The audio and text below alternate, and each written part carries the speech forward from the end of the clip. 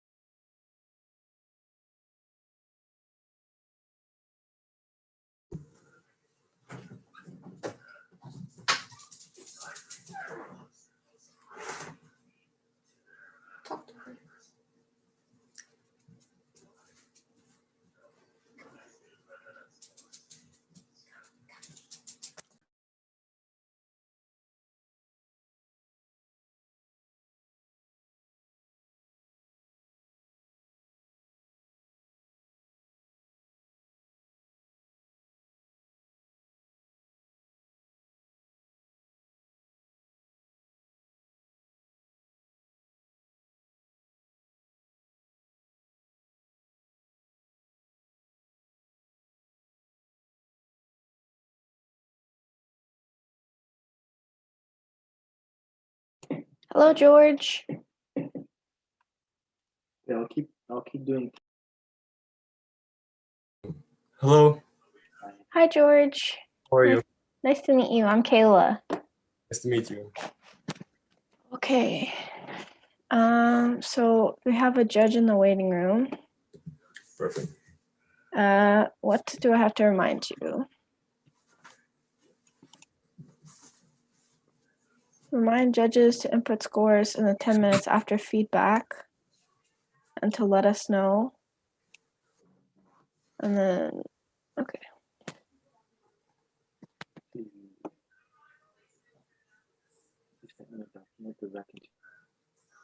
Okay.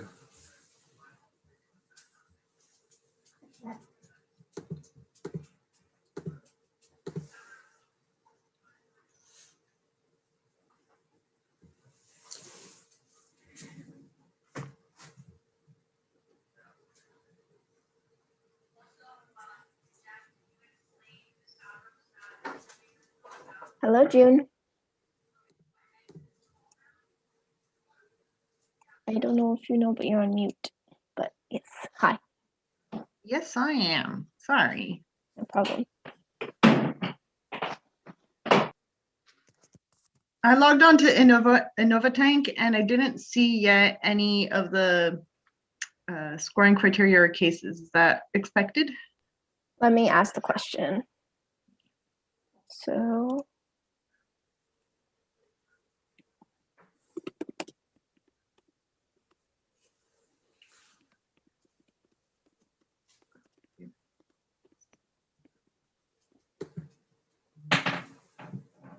I'll just have one of the tech guy, I'll have Jeff come here.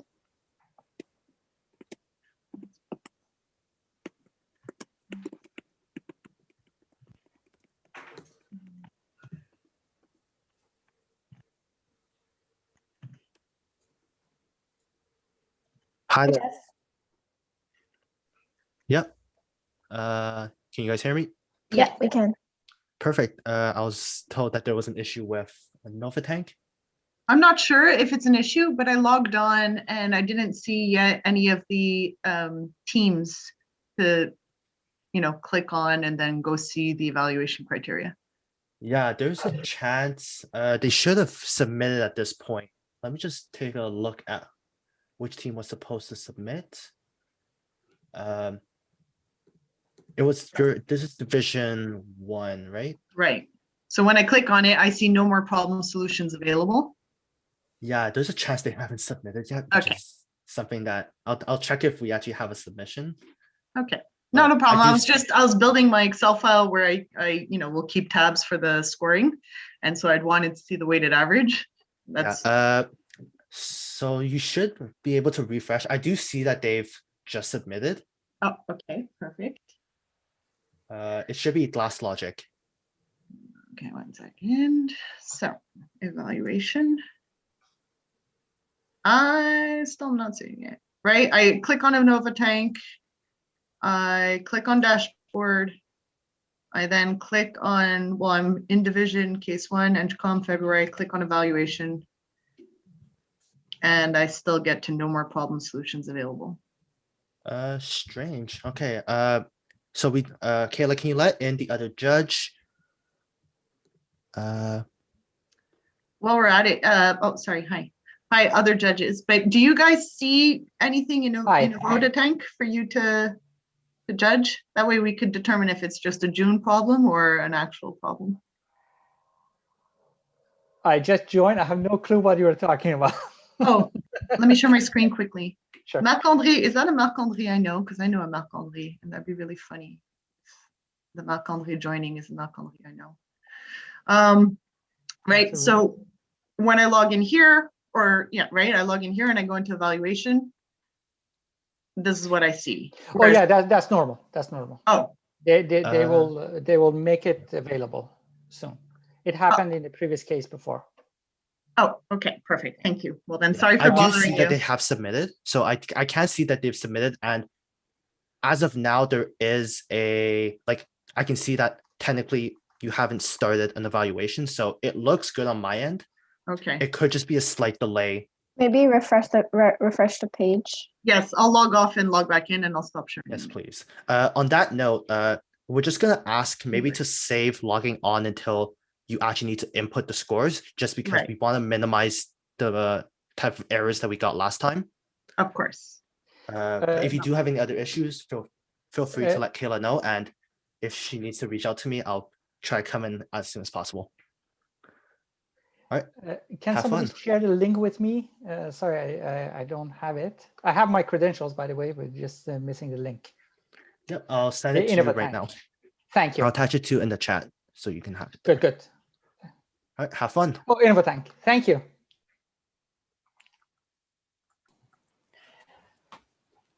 So hi everyone. So I just connected. Did I miss something? Which case are we doing now? Is it Division 1, Case 1? Is that?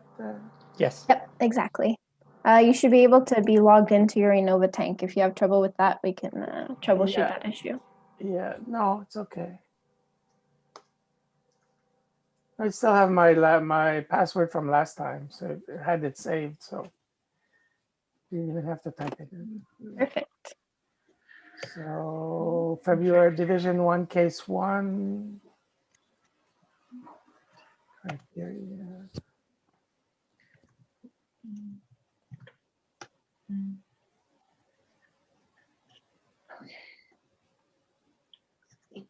Perfect.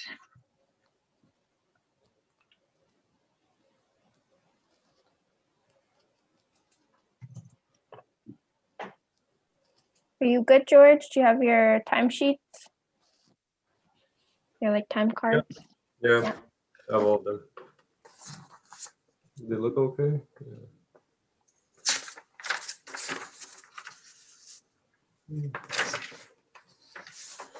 So judges, we're looking for, along with the regular judging, we're going to be evaluating for best speaker and best team chemistry. So after each team, I'm going to be asking you who you thought was the best speaker, and you can privately message it to me in the Zoom chat.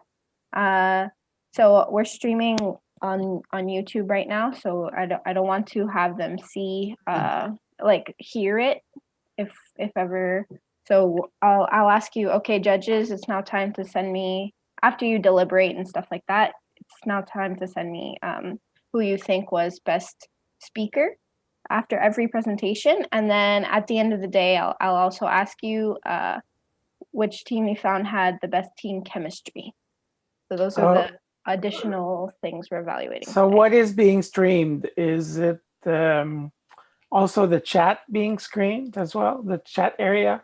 No, the chat area that will not be on stream, and it's not being okay. streamed live right now. It's only being streamed to our like basically only the person who has the login credentials to this YouTube can see the stream right now. We're gonna edit it and stuff like that afterwards. But just in case, you know, let's keep it to the chat, the things, and you'll always have the judges deliberation room. So I don't know how much you learned in the judges training, but we have the presentation for 15 minutes, the Q&A for another 15 minutes. And then, so I have just opened the breakout rooms and have assigned you to, you don't need to go to them now. You can just let the prompt pass you by. George as well. So when it's time for judges deliberation time, you can go and click the 4 squares on the bottom for breakout rooms, and join your room for the deliberation. And then the team will also join their own room. Oh.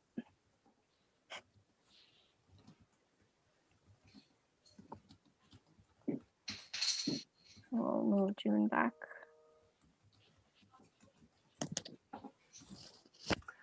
So how many of us here are judges?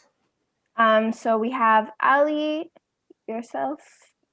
We could do a round table if we like while we're waiting for the team. Just so we know who's somewhere. So who's going to be Yeah. asking what kind of questions? Let me just go through one more time. So you have your 15 minutes for presentation, 15 minutes for Q&A, deliberation. You go into the judge's room. George will be following you there, and then we'll come back for feedback. I will stay in the main room so that the stream doesn't stop. And basically that's it. Okay, now that that is out of the way, yes, introductions. Well, actually, before introductions, just housekeeping. For the Q&A, do we want to have like a best practice that, you know, each one of us ask a question roughly, and we try split the Q&A 5 minutes each, and we try to stay self-aware? Well, ideally, if we each ask just one question, we go around once, and then okay, we perfect. can ask a second question. How it goes. Okay, great. Because it goes really quickly. Yeah, I know. Yeah. So can we know what areas of Concordia each of you are from? So would that be okay? And maybe mention if you've done this before. Ali, you're muted. Yeah. Ali, you're muted. Sorry. Happens every day. Me. Yeah. No, I was just coming from my class, actually. I'm from engineering department, the computer science department. I probably ask the engineering questions.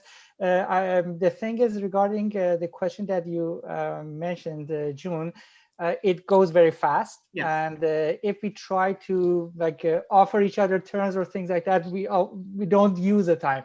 So I would suggest that be quick and then just pass it on to the other person. That would be the best practice. Yes. And I think we can manage. It should be okay. Yes. Okay, perfect. I just asked because I did the Casa Cares and the prelim rounds, and until this was discussed amongst judges, some judges would ask follow-up questions, and in the 15-minute Q&A, 10 minutes went to one judge. Oh no, that's the thing we should avoid. So, exactly. So one each, that's fine. Ground rules, agreed. From an introduction perspective, because we have 6 minutes left. And June, I'm a KPMG, not KPMG, well, yes. I'm a Concordia alumni from business. I studied in accountancy. I then went to KPMG, worked in audit. I've been in industry now for 7 years, and I work in finance. Currently a mix of special projects, data reporting, some assurance, and I work right now for Target Sports, which is the world's largest manufacturer in artificial turf. So construction and manufacturing. Yeah. And you, Nathalie? Oh, I'm the only one left. So hi, so you might notice on my door the Desjardins logo. Oh, yes. So I'm a professor at JMSB. I teach mostly IT courses, and my field of expertise is cybersecurity. Oh, great. Yeah, at Desjardins, I'm in charge of so I teach at, I have a 6-course workload at Concordia, but I also work full-time at Desjardins, and I run something called the Desjardins Security Academy. So I'm in charge of continuous education for the cybersecurity teams at Desjardins. Oh, that's great. So I teach at Desjardins. I teach it everywhere. We got cyber attacked in April. Our multinational got ground to a halt. Of course, everyone gets attacked. Yeah, it was a crypto locker, crypto whatever. Yeah, crypto there locker. You go. You gave him some Bitcoin? No. Luckily, our infrastructure was good enough that we actually were back up and online in about 10 days. Oh, there you go. Well, that's not that bad. Yeah, and there's 2 weekends in there, so it ended up not being that bad. And luckily, our plants had enough backlog that they were set up to run even though they were offline, right? Oh, so you were very lucky. We were extremely lucky. Yeah, for sure. It was yeah, it was very, very, very stressful. So yeah, security is top of mind. It was someone, I think in Serbia got sent, because we're multinational. So someone in Serbia got sent an email about, Clicked on it. FYI for Corona. They clicked on the link and There you then go. there we go, 10,000 employees later. It's a classic. Yeah, Yeah. for sure. Yeah, So yeah, so I've been at Concordia for 20 years. No, not 20 years. Teaching for 20 years. At Concordia for 11 or 12, I'm not sure. I forget.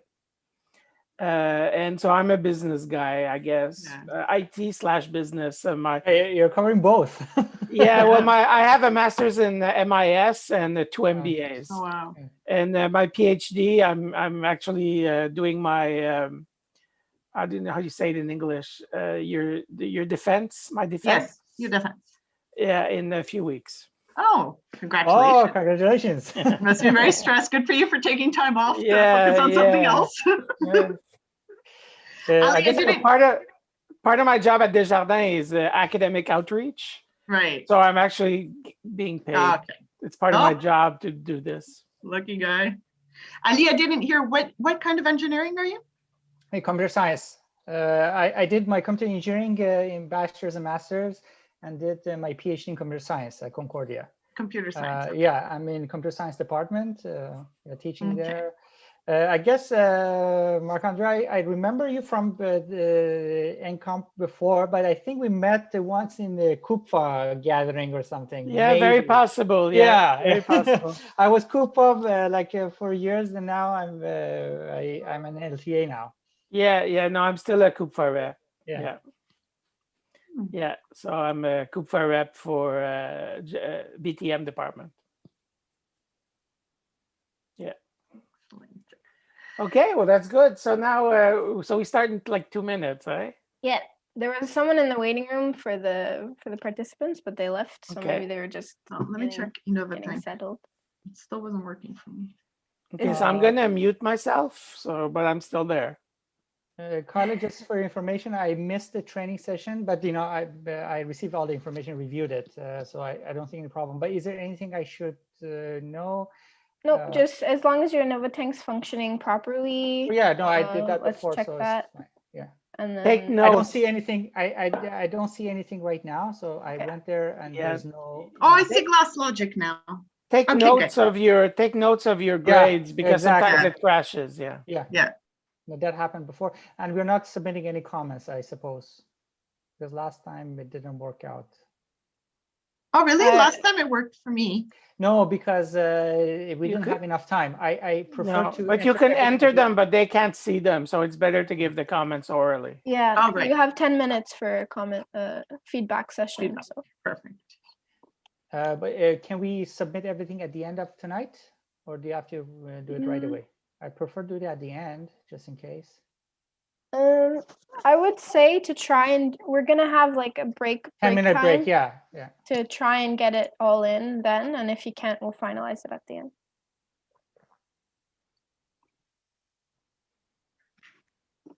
The last time we had limited time, it was only 10 minutes to finish everything, and Yeah.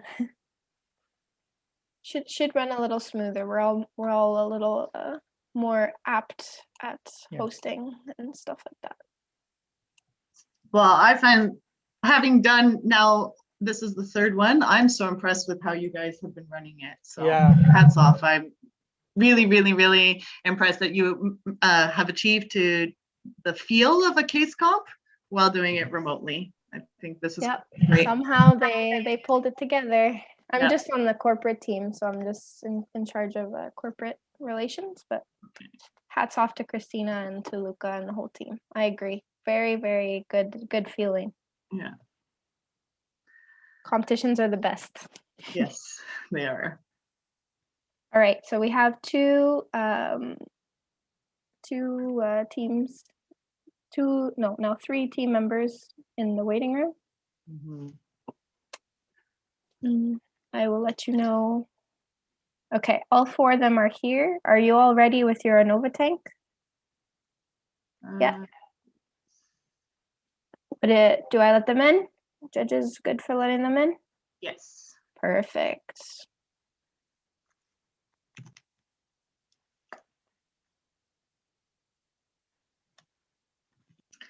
Okay.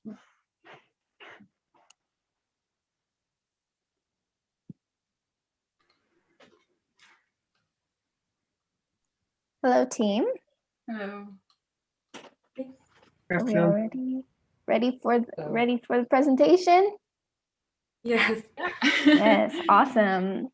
Which one of you will be sharing your screen? I will be. I'll do the. Go ahead when you're ready. Thank you.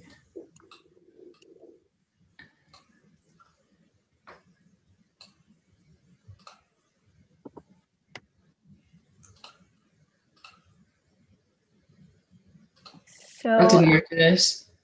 pardon? Sorry, I don't think that worked, did it? Will I try it again? It did. It did. Oh, it did work. and Okay, sorry. It's turned off. You can see the slideshow itself, yeah? Yep, judges. Okay, Good. good. Perfect. George, would you like to explain your timesheets? Of course, I'll be showing the time on a piece of paper if you guys could see it, if it's noticeable. And I'll show 10 minutes, 5 minutes, 1 minute, and 0 minute. We will stop. And then we can go from presentation to Q&A to deliberation to feedback. And I think that's pretty much it. Perfect. Thank Awesome. you. Thank you. Thanks. Thank you. Got that, team? Yeah. Perfect. Thank you. All right. So ready, judges? All right, team, you can start whenever you are ready. Hello, we are Glass Logic. We believe our team can provide the best solution for Workden because we have come up with an innovative way to generate more clientele in terms of their end users and their third parties, all the while obliging to their sustainable approach that they are currently branding themselves with. Our group name Glass Logic is quite relevant to today's case, as glass means green in our native language. Now, I have to be careful because we're not allowed to say where this native language comes from, although our accents are probably a bit of a giveaway.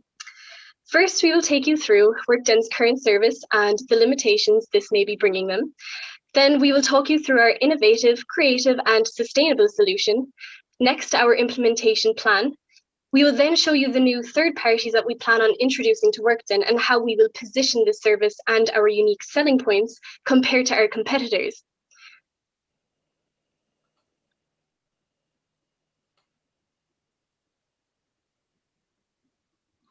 The objective of this case is to recommend a future approach for the strategy of Workden. Workden offers co-working spaces for people who are traveling, work for themselves, or need a place to work on the go. More and more people are looking for co-working spaces as it allows workers a space for working, networking, and social interaction.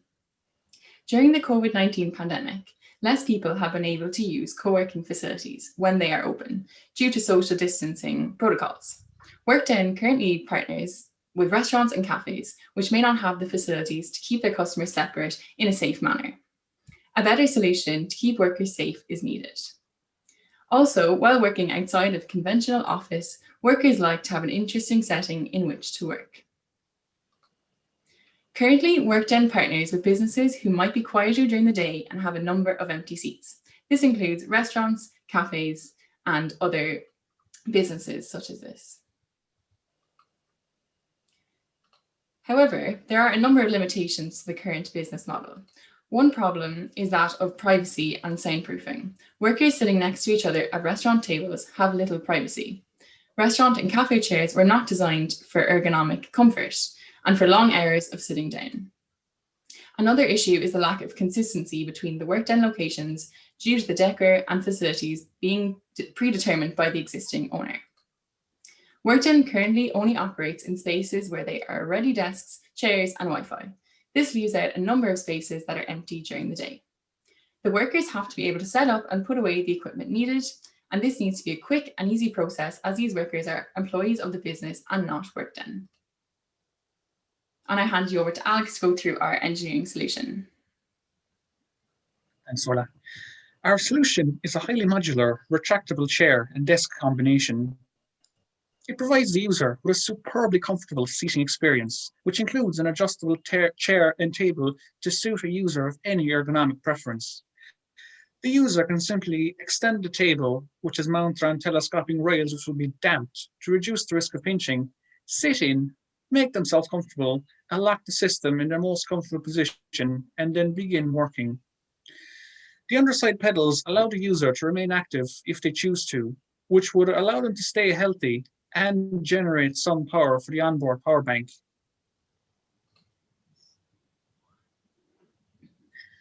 When not in use, the system can be folded up to take up minimal amount of room and placed out of sight. Furthermore, it can be moved outside easily during the summer if the team wants to catch some sunlight or fresh air. The lockable casters allow the system to be moved around easily or held securely. The table is also supported from both sides, eliminating the irritation of a wobbly workstation. The table is a truncated triangle shape, which means the system can be assembled together for a full round table experience. The modularity of the design means the units can be pushed together in various ways, such as 3 units against the wall for a presentation. This allows for a superior interaction experience for any use case. Each desk contains a plug and a USB port to allow devices to remain charged. Clear recycled plastic sheets are available for a quieter and more protected experience during the pandemic. The dynamometer inside of the pedal mechanism will provide a low amount of power to help keep the power bank topped up, which also reduces the energy consumption required from the power grid. However, should the user choose not to use the pedals, they can be retracted and out of the way below the seat. To help remain as sustainable as possible, the unit will be manufactured and assembled from as many recycled and recovered materials as possible. The plastic pedals will be manufactured from injection molding using recycled polymers. The frame and slider mechanism can be made from a high percentage recycled steel and the seat from recycled fabric. The timber used in the desk can be made from 100% recovered timber. Ora will now cover ethics and sustainability.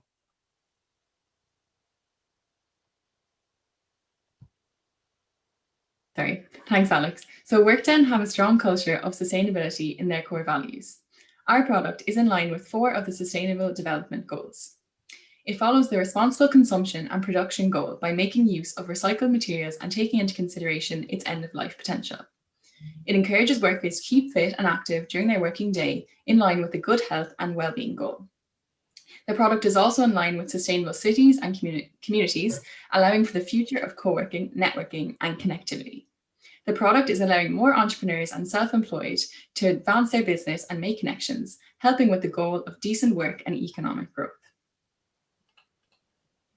The life cycle of the product, from cradle to grave, has also been considered, from the use of recycled raw materials to manufacturing using renewable energy, reducing carbon emissions in use, and recycling at end of life. The product has been built to last and it is easy to repair in order to minimize waste. This ensures that the product and its use have a minimal impact on the environment.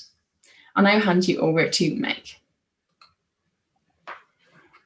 Obviously, COVID has had a huge impact on all of us. In saying this, the millennial generation are sometimes forgotten about because we're not considered part of the highly vulnerable category. But when looking further into this, there is a noticeable suffering within this category too. Almost 4 in 10, that's 36% of Canadian employees are feeling more unmotivated to work. And 34% of respondents said they find it more difficult now than before the pandemic to concentrate on work. An online survey consisting of 1,500 Canadians said that 1/3 of them have been exercising less and have also gained weight. 25% of business people have predicted that 10% or more of their workplace will continue to work remotely. 93% of millennial workers report difficulty working from home as a result from COVID-19. So the existing unique selling points of this company, in the next slide, is the fact that they are recycling these spaces during times that they aren't being used for their intended purposes, for example, restaurants or yoga studios. But the new unique selling points that we are adding to this are the change of workspace scenery, which boosts mental health. So we're planning on introducing areas like garden centres, art galleries, museums. Another unique selling point would be the fact that we are being more environmentally environmental and health conscious. It would be a new innovative way to stimulate the brain by allowing the option to exercise while working. These are incentives for both the end user and the third party. For example, we were planning on including discounts for the end user to come back to the third party when they're actually being used for their intended purpose. So you could build up your discount points to use them for buying a beer or a coffee later on in the evening when these areas are open again. We also think another point would be the fact that the environmental movement could be helped by providing fair trade coffee, using eco-friendly cups and packaging, or just using the cups that are available at restaurants or cafes. So we did a SWOT, and as mentioned before, some of the strengths include reusing spaces that aren't really being in use at the moment. The fact that there's new scenery, which is boosting mental health, that we're becoming more eco-friendly and having that approach, that we're very consumer focused, and that this new solution will be very easy for staff to set up and put away. Our weaknesses would include the fact that we don't currently manufacture. We don't think this is a big issue, but it is a weakness all the same. Threats or opportunities would be the fact that millennials are struggling with lack of social activities and their environments, and Workden would actually provide the safe social networking environment. So that is a big opportunity, and that COVID is there now. A threat would be that, if ever there was a stronger strain of COVID to appear, consumers would be hesitant to work outside of their house. So moving on to the market size then, we started by taking the remote North American workforce, which came to over 85 million people. We then took our serviceable available market, which is the remote millennial workers in North America, as you can see there. And then we wanted to take 0.00003% of the serviceable obtainable market. So now I'll bring you to talk you through our customer profile. So we're looking at people, working professionals in the millennial generation. So that's between 22 years of age to 36 years of age. They can be either part-time and full-time, working 9 to 5 jobs. They're looking for a place to work outside of their home because it might be hurting their mental health. They might be sick of it or just have too many distractions at home. They need something that's cost-oriented because they may be unable to rent their own offices. These people are going to be eager to avail of networking opportunities. They want desk jobs or freelances, which is value self-care and work-life balance. They are environmentally conscious, and they're looking for convenient work locations to avoid the long commute. So now I'll pass you on to Rasha, who will go through a day in the life of one of these customers.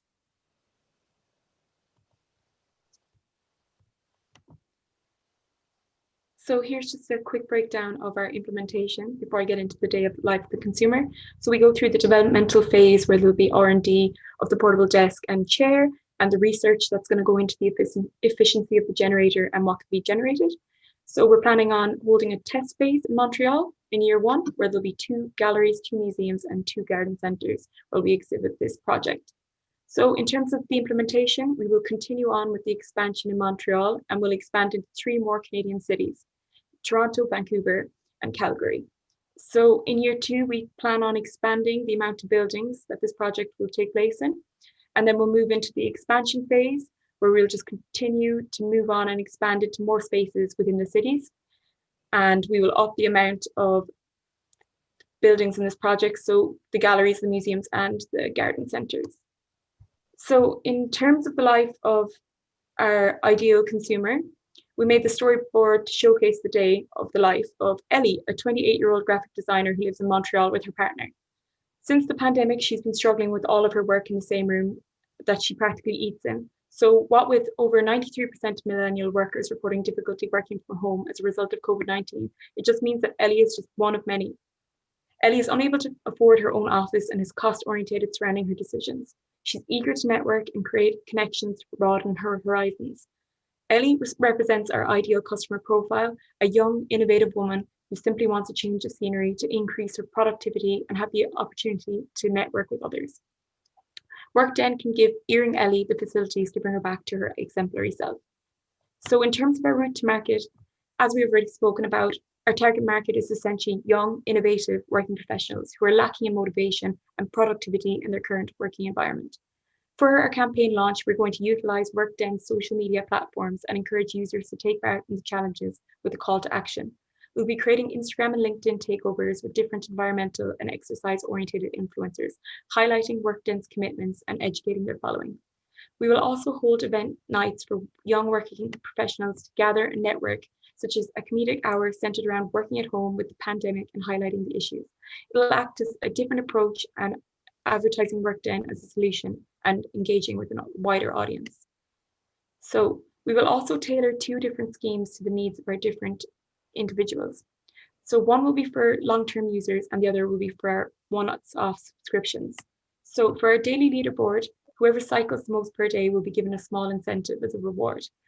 And for the scoreboard system, we'll be encouraging a long-term subscription to the service by partnering with local businesses to provide vouchers and discounts to reward users with a point system who have cycled the furthest by the end of each month. Users will be encouraged to take a snapshot of them cycling, followed by the hashtag #LiveWorkLaugh on LinkedIn while utilizing their network by advertising the business to their connections and creating hype surrounding the launch. So in terms of the financial projections, here we have a projection for the first 3 years of this new venture. This innovation will result in a deficit of minus $126 for the year 1 during the test market. However, the profit will increase considerably as the consumer ratio increases. So for our next slide, in terms of the pricing strategy, here is a list of the components needed to create this innovation and our pricing strategy. The total manufacturing costs will come to $85 per unit. I'll now pass you back to Meg. As you can see, we have clearly defined. I'm sorry, but like it's around time. It's around 15. It's over 15 minutes. Perfect. We're finished anyway. We really hope you enjoyed our presentation. Thank you. Thank you very much. Now, if we can go for the Q&A, if the judges had any questions for the participants. Oh, you know it. Yes. You want to go first, June? Yes, I would. Thank you. So I'll start with a clarifying question.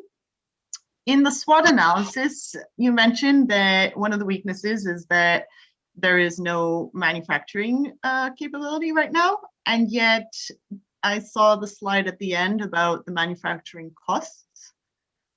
How is the proposed solution going to actually be produced and by whom? I wasn't clear on that. Yeah. Or like, go ahead. Okay, I was going to say, so we'll be outsourcing the manufacturing. So Workden aren't a manufacturing company, so obviously, so we're going to be outsourcing the manufacturing, and we added on a rough price of around $10, and that will be the outsourcing cost of the manufacturing, if that answers your question. I have follow-up questions, but first I'll let the other judges go. Thank you. So maybe I'll give it a shot then. What is the business innovation here? I didn't understand what exactly. I see the engineering innovation is the chair desk combo, but what is the innovation from a business point of view? So the idea is that we're planning on taking on these extra areas that they may not have considered. So as we spoke about how during COVID and normally people's mental health are starting to, decrease. And we think that taking on these new areas like garden centers and museums and art galleries, you're incorporating a really nice area boosting mental health, and that's going to bring in new clientele because this company specifically aims at millennials, young professionals. So the location is the innovation. Yeah, alongside like additional features on the app to try to rope in a younger bracket of the target market. So we're expanding their kind of current target market and trying to emphasize one area of it. I mean, you also have the innovation of including a competitive system where, you're bringing this fun element where, all these people who are networking in these areas have the option of cycling, and on the leaderboard within the app, they're competing against one another, which actually generates discounts for them, each day. So So gamification. with these discounts, you can say that again? Gamification. Essentially, yes. Yeah. Yes, pretty Okay. much. And Thank you. You finish, but then I'll let the next judge. Sorry, somebody started. I have some questions regarding. Thank you very much for your presentation, by the way. I was looking into seeing some data on the engineering side. For example, the idea that the unit comes with a power bar, etc., is interesting. My question is, do you have any details on the type of support they provide? For example, how many watts? How do you support the network? Usually in the work environment, we need the access to the internet. Is this part of a plan or a solution, or is it something that was missed during design? I believe I can answer that. So the current model that Workday use is they use the internet that is already available wherever they are in. So for example, if they're in a cafe, they will use the internet from that cafe. To answer the other part of your question is the amount of power that can be generated from this is quite low. It's depending on how ferociously the user would pedal. It will be somewhere in the region of 20, maybe up to 50 watts if a professional athlete decided to participate. And that's good because apart from allowing the user to remain healthy, it also takes a small amount of the load off the power grid, which can be not very clean at times, depending on the location where it's implemented. So I do want to say, the as well as pedaling is mandatory, or is it something optional? Because you. No. The pedaling is optional. It's included. Orla, if you could go up to slide 6. Yeah, I saw the optional part. Yeah. So my question was, how many units? Sorry. Yeah. Like how many computers I can connect to the unit? Any studies on that? Oh, the computer, the unit will not, like, you can plug in your computer, say if your battery is running low, or your phone, because the power bank includes a USB output as well as a power output. It can support one unit, and then once the power bank is drained low on the actual unit, it can be plugged into the grid, or someone can just start pedaling for some time to charge it up. And in relation to the networking, the tables can be brought together as showcased, I believe, is it on the previous slide, Orla? Mm-hmm. So users can easily interact with each other, be within a close distance with each other, to allow any exchange of information that is required for any project that they may be working on. My turn, I think. Thanks, Ali. So building a bit on Marc-André's question about the business situation. I see the on slide implementation, where you go over what you're intending on doing on year 1, year 2, year 3. When I notice the number of locations that you have, that's huge growth. The slide, the case currently contains 4 locations in Montreal, and we're going from 4 to basically 10 in year 1, and I can't do fast math, 16 in year 2. That's exponential growth in identifying these locations. How do you recommend Workday identify these locations, go about identifying these locations, securing the contracts, and making sure that this is in place prior to the launch? Because the launch is going to generate, if executed according to your recommendations, it's going to generate a spike in activity. Yeah, so we believe that third parties, these companies, would actually be quite willing to take part, and we think that this growth is, I mean, as big as it seems, we do think that it is realistic in a sense, because during COVID, there's so many companies out there that are losing so much revenue, and this is a great way for them to earn back some of that. So we do think it is possible. And I might add as well that we're expecting that Workday will have expanded into different Canadian cities at this stage, that it would just be another step then for these desks to be put into those facilities then as well. Yeah, so we'd be essentially applying the same methodology to new cities. So that's why there'd be different galleries and museums and garden centres, but within different cities. So it'd be the same strategy and the same location-wise. Okay, understood. If I may add to what my colleagues have said as well, there's a psychological aspect to this as well, because of course, as the lockdown has been happening for about a year now, hopefully it's going to end soon. I mean, with the implementation of the vaccines and all such developments that will allow us to get back to normal. But until that day comes, I mean, people generally are getting quite sick of the lockdown. I mean, it was kind of funny listening to one of my colleagues earlier that I do kind of fall in the category of wishing that I could go out and do something like this from my own personal experience, if for no better reason. So people are only more and more likely. Understood. I think we all agree that the expansion possibilities are huge. However, I have some questions as to how this expansion would occur, given that there are current constraints that would prevent Workden from scouting these locations at the moment. And also, you know, Vancouver is as far away from Montreal as Paris is from Montreal. You know, so from a costing perspective for Workden to actually scout out these locations, I'm curious whether or not that aspect of the implementation was included in your proposed solution.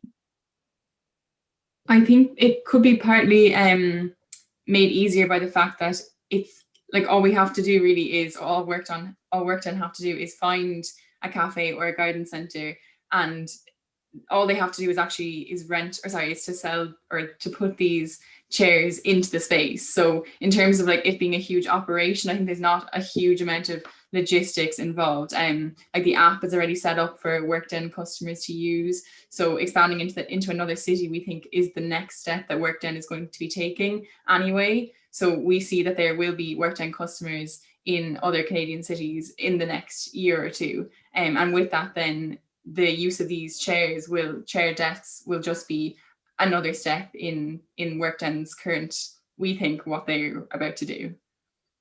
And part of the emphasis on having the design of the chair slide into itself to take up less spaces to make them easier to load onto a truck or a van for transportation around wherever they may be required. Understood.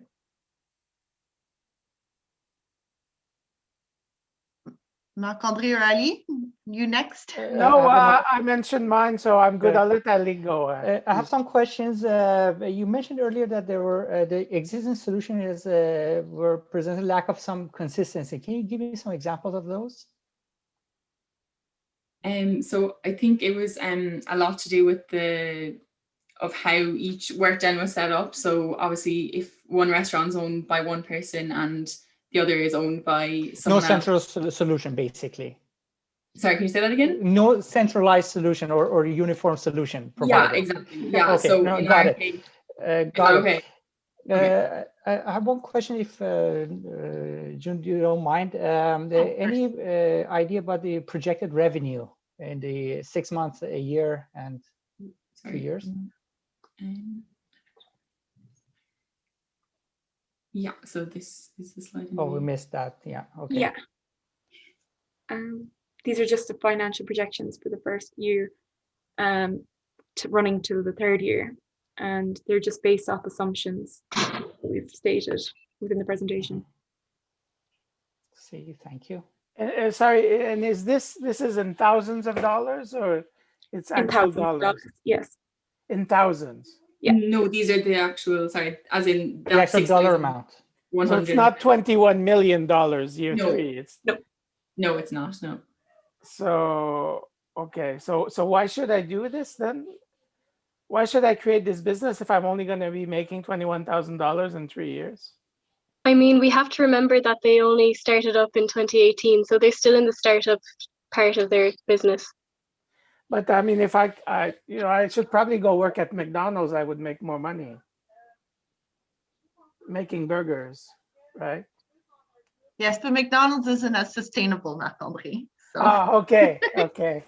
Yeah, I think these figures are definitely based off assumptions. Like in terms of leasing, we didn't have the information available to us as to what sort of a rate Workden rents the spaces off. So I think that leasing figure is probably quite high.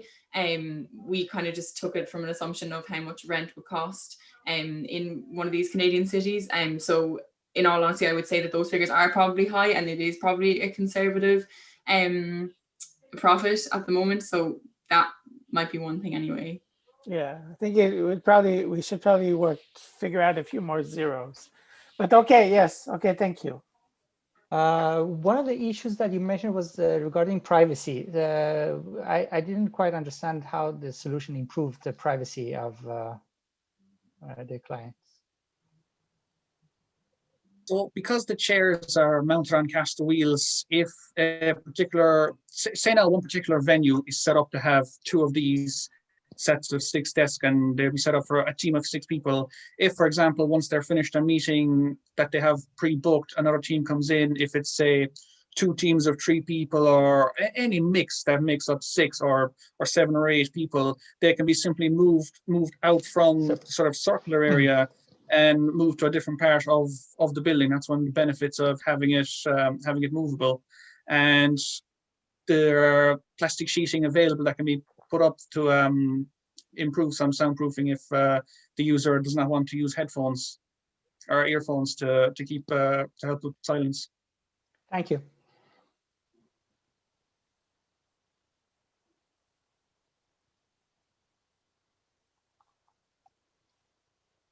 I have a small question. How did you determine on 0.003% of the serviceable market as your target market for the near term? Yeah, we wanted to choose something that was obtainable and realistic for the company, considering the stage that they're at, because they're relatively new. So any other figure we just thought would be just too high for them to obtain. So we just took that percentage of our serviceable available market. However, this is set to increase upon expansion in the upcoming years. Understood. Yeah. No further questions on my end. Oh, not gonna leave either. Perfect. Should we continue to the deliberations? Yes, please. Perfect. All right, so judges, you can go ahead and move to your breakout room that I assigned you to before, and the team, I'll also send you to your team breakout room. Thank you. No problem. Thanks very much. Good presentation.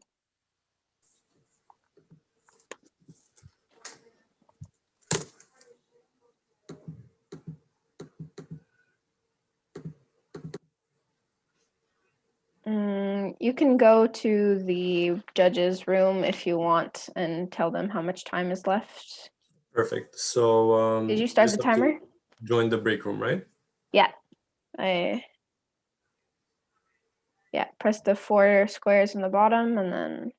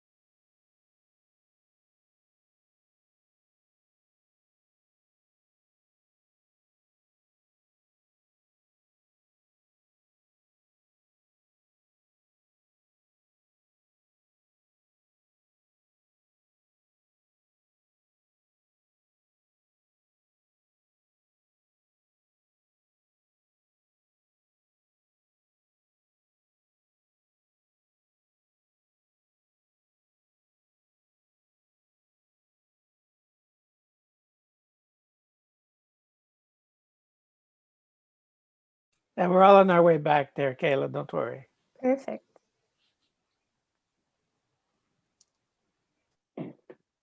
We're All right, ready. I'll- You can invite everybody in. Yeah. Okay.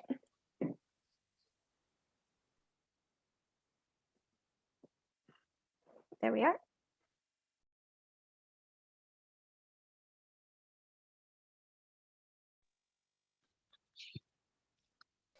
Okay.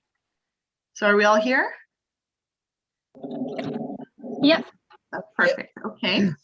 So Glass Logic, thank you for your presentation, for your time. We'll jump right into it.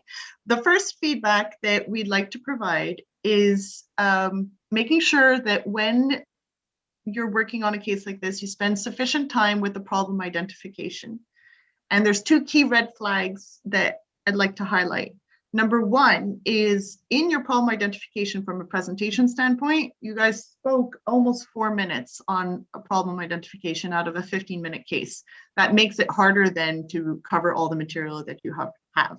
So your problem identification might take you a long time in your prep time, but you must be able to cover it in a minute or less in a presentation like this. Now, in the actual identification part, right? A good check might be to make sure that the problem as you've identified it from an engineering standpoint, right? Whatever problem you're trying to solve from a business standpoint likely has an engineering solution, right? But the engineering solution and the business problem must be linked. If you notice yourselves developing an engineering solution that is relatively independent from your business solution, you probably need to keep on doing some more work to make sure that your problem identification is more targeted. So a business issue usually requires a solution, and the solution could have many prongs, including the engineering one. But if they are not linked or strongly linked, and you can clearly understand how the engineering constraints you're operating on are implementing your business understanding, challenge yourselves in that case to make sure that you have pushed your understanding of the problem as far as you possibly can. That'd be the first feedback that we have. Ali, you're on mute. Sure, thank you. I would like to add something on the engineering side. I was expecting to see more engineering data. Perhaps because you were running out of time, you were not able to present that. Actually, that was both on the finance side and also on the engineering side. We need to look at the data to understand, how this would be feasible to implement. The examples I just mentioned on for example, the power bar. It could be as simple as just purchasing a power bar unit and put it in the construction, but there are issues related to that. Let's say you want to supply that many number of units within the environment that you have. There must be some studies supporting that. You may run into electricity issues or supporting network, the internet that I mentioned. Of course, we have access to wireless internet all the time, but that may not be feasible, and you may need to provide internet differently, providing Ethernet cable, for example, something like that. If you plan for these, at least as part of the presented solution, it would have been nice. That would be my comment on the engineering side. The more concrete you present your solution, the better would be to make decisions afterwards. Is that if we are going to go with the plan to implement the solution or not, something like that.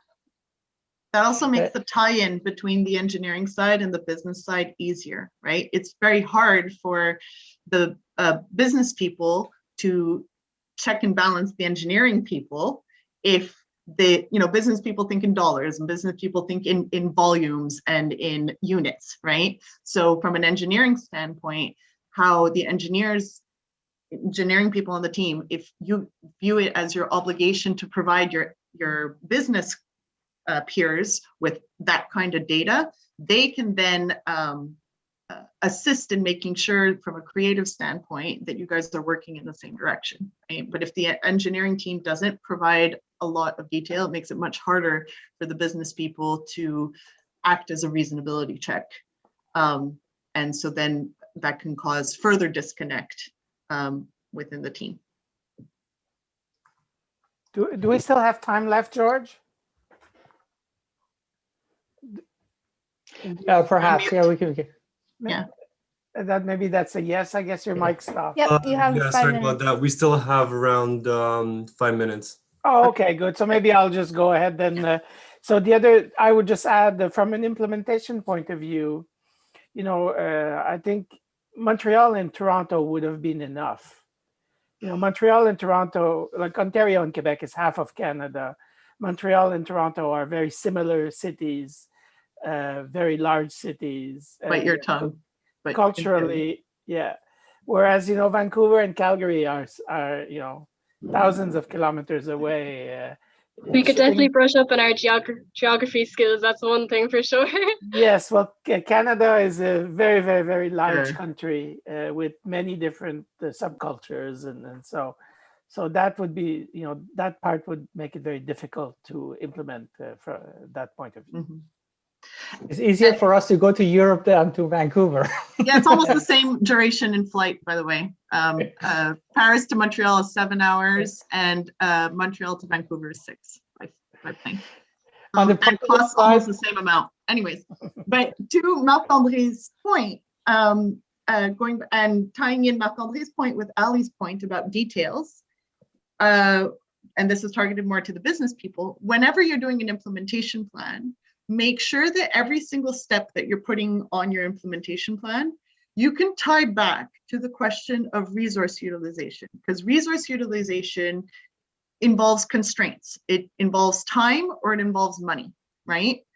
And if in doing that, in taking each step, it doesn't matter if your plan is feasible or not, that would be your check, right? Because if in step 2, you're like, oh boy, well, to actually do that, it would take 3 people, 6 planes, and I don't know how much. And even if I don't know anything about planes and assume $200 per flight, oh, but logistics, you would start down a path where you're like, well, actually, no, we need a team of, 200 employees to do this or not.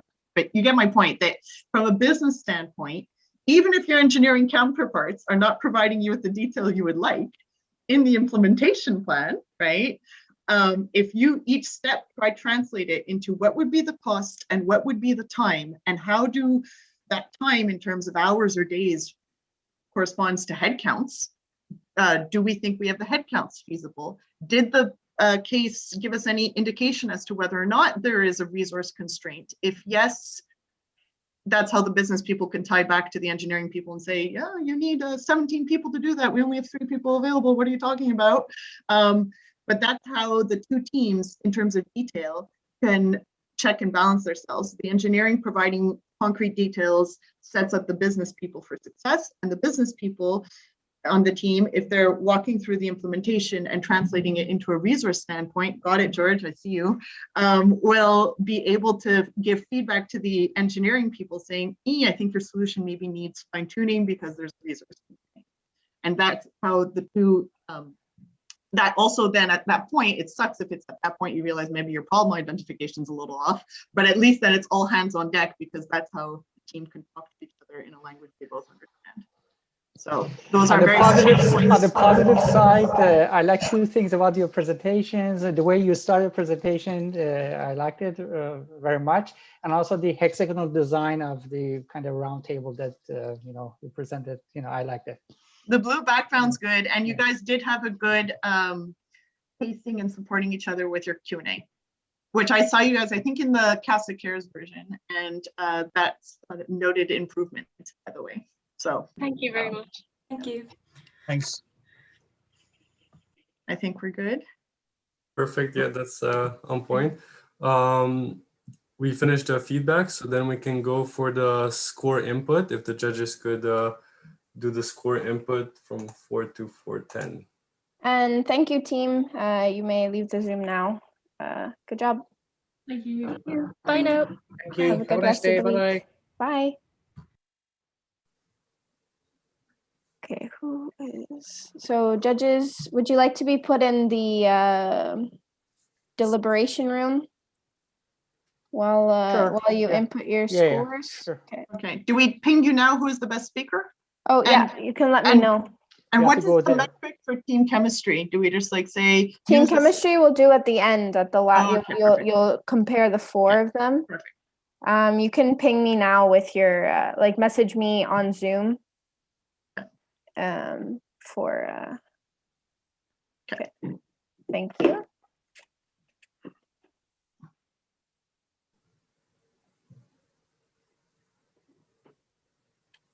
So okay, Ali left. I'm probably gonna hang out just because oh no, I'm not gonna hang out. I'm gonna Oh, fine. Okay. I'm joining. Ali, can you just write in the chat who you thought was the best speaker? I missed that. I'm sorry. No problem. Yeah.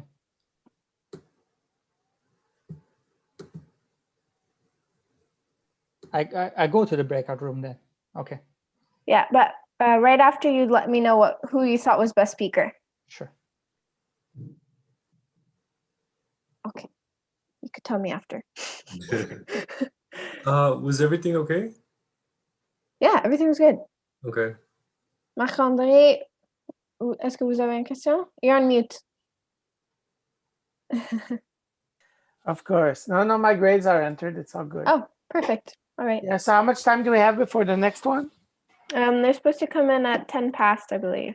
Okay, so 8 minutes. Yep. Okay, so I'll be back. Perfect. Should I change something for the next group or? Pretty good. I think, I mean, good job. If they have questions, as long as one of us answers it at some point, good job for inputting the time. Good all around. No complaints from me. What about me? No, it was on point. It was perfect. Got it. So how are you a Concordia student or Yeah, Concordia student. business? In, economics. Economics. Cool. Yeah, JMSB. Yeah. Fun. You? I'm in my third year of my software engineering degree. I'm pretty sure there's multiple types of engineering. Which type of? Software. Oh, software engineering. Okay. Yeah. Oh, that's fun. That's fun. Yeah. Are you gonna do a master's or just I'm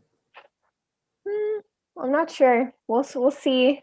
I kind of want to get in the field, start programming. Yeah, I have a Start my lot of life. friends who do that, and a lot of them actually got jobs before they even finished, and they Yeah. just work as that. Yeah, I worked at Bell in the summer, and I'm working at Yellow Pages right now. I'm working in Okay. security over the summer as well. Kayla, I'm having problems entering the are? data. Okay. I'll just When I log in, I don't see anything. Where should I go?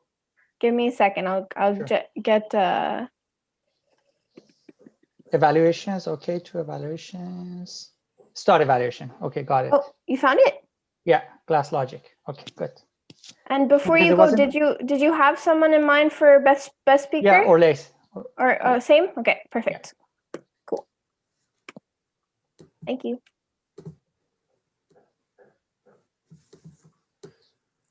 So you're good with your Innova tank? You're asking me? Yes. Yes. Okay, cool. Yeah.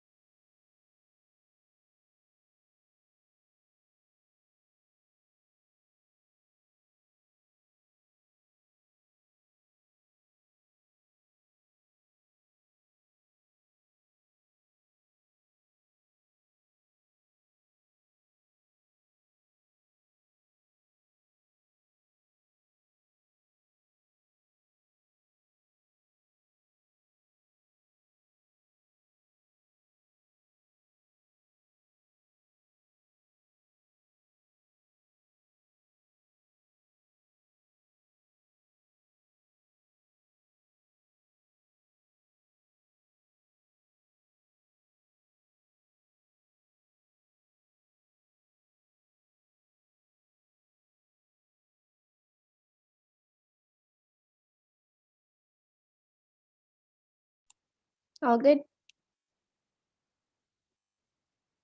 June? Yes? Yeah, okay. Okay, I'm back as well. So we have 2 more minutes. June, I have a question for you. Yes. Do you have a PhD? No.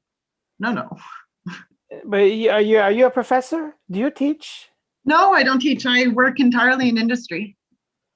Oh, you should. You should really think about it. Thank you. Have you completed your master's? No, in accounting, we don't typically do masters. We get our professional designation, which is, Like a CPA? you know, sorry? CPA or CFA? Yeah, I got my CPA. Okay. And then typically we don't usually do masters unless there is a desire to go into academia, which we don't have. You should really think about it. I think you'd be like a really good professor. Well, thank you. I've been told that often, but the problem is that apparently to be a good teacher, you're supposed to abide by the mantra that there's no such thing as a stupid question. And unfortunately, I feel that there's often stupid questions. So I think that's a fundamental constraint in my ability to do the job. Yeah, I think that's yeah. Yeah. I hear you. So instead I do things like this, where I can have an impact, but in a very small scale. And okay, well, but you're still very young, so maybe as a second career. I started teaching when I was 40. I became a professor when I was 40. So. Oh, maybe. Yeah. Yeah. So there's lots of time for you. Yeah, we'll see. It's hard to figure out how to. I take seriously the idea of trying to, pass knowledge and experience to other people, but I'm not sure that teaching's the way forward.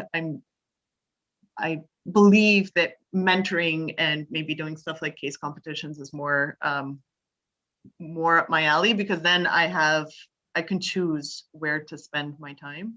Yeah. I get easily annoyed if I don't feel there's a good return on my investment of my time, right? And in teaching, sometimes it can be super rewarding, right? I've had professors that have changed my life, but I've also had several where you could tell that professors start to get tired of who was showing up in their classroom. I have a lot of admiration for teachers and professors, but I don't know. I'm sorry for interrupting you, Kyla. I'm having problems saving the results. Nothing happens. Hold on, would you like to share your screen and show? Sure, yeah. Share screen here. When I click here, nothing happens. If you scroll up, is there any required fields that is not? No. I had the same thing, but when you click on it, does it change? Does the surrounding? Yeah, I think it worked. If you go back and come back. Yeah, it saved it. Okay. If you do edit, click edit again, just to be sure. Yeah. No, I think I think it would work. Yeah, you're good. You're good. Yeah, good. It's safe. Okay. Woo. Thank you. Yeah. It's just hard to notice when it's just. No, it was they are constantly changing the website, I think, but yeah, go. No, but it's just a small change of the shade of blue. I think they need to rethink that. I'll take that down, definitely. Where the Innova provide some sort of message saying that it is safe or something. Safe. Yeah, I noticed that too, and that was new. I don't seem to remember. No, last time it was working. No, it was a lot more buggy last time. Yeah, but at least that part was working. All right, so we have 4 participants in the waiting room. Sure. I'll rename them to it's Game Cook Consulting. Consulting Club. Can I let them in? Sure. Yeah, it's fine.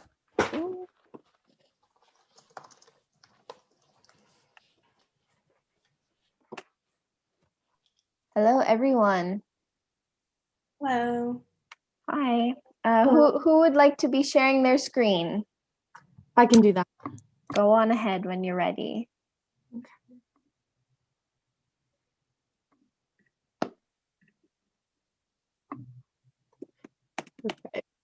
Just want to confirm that you guys can see this on your end. Yep. Judges, you all see it? Perfect. Judges ready? Perfect. Team ready? All right, start whenever you like. Okay, so welcome. Thank you guys for listening to our presentation today. Today we'll be re-envisioning a new work model for Worked-In and see how we can capitalize on their sustainability values as well as contributing to their community-based feel. So to start off, we'd like to review some things that we'll be covering today in our presentation. We'll first give an introduction to Worked-In and their background, as well as going over their our new proposed business plan and how to implement and market this to make sure that this is successful and distinguishable from our competitors. Then we'll get into some of the financial feasibility and a profitability analysis. So first, we'll be introducing Worked-In as a company right now. So right now, their place in the market is that they're partnering with local businesses to provide a collaborative and sustainable working environment for people that want to work maybe outside an office or outside their home. And they currently are partnering, their current partner base, so their majority of partners are going to be restaurants right now, and they have 3 options for individuals that want to work within their spaces. They have a day pass, a 5-day bundle, or a monthly pass. And they also are able to partner with organizations for varied pricing to work as an organization in their area. And they also have 2 main competitors, WeWork and International Workspace Group. So some key issues that we're seeing with their current business model would be their scalability, brand awareness at their locations, and their ability to diversify their clientele. And then within reimagining their business plan, we also had to consider privacy and noise levels and comfort and cost effectiveness. So now we're going to talk about the proposed business plan a little bit. So within this new business plans, there's going to be a few areas that we're going to highlight. First, going to be the new key features of the plan, a sample of the proposed floor plan. We're going to talk about the benefits of our new business plan, as well as some risks that we're going to have with our business plan. So for our key features of the new business plan, one of the main things that we're going to be introducing is a standardization of the requirements for the partner locations. So these partner locations, we're going to have a few requirements for them, so we're able to have a more standard area and working space throughout the country in all of our locations. And within these working spaces, we're going to have soundproof areas. So we're going to allow for some private conversations if need be, as well as a noise reducing design. So we're going to have different movable walls that are going to allow for noisy areas to kind of be blocked off. We're also going to introduce a special interest group for locations. So each location is going to be focused on a certain group, and so that allows for more collaboration within different sectors of professional environments. And then we're also going to have our design be able to be repeatable throughout our different locations, so you have some quality control in all the locations. And also we're going to work on our branding within our location. So having different coffee cups and different pins and accessories that kind of bring the Worked-In brand within every location. And while we do all this, we're still going to have a very cost efficient design that has been kind of centered to Worked-In's overall business model for a while. We're also going to have a very ergonomic feel within our locations.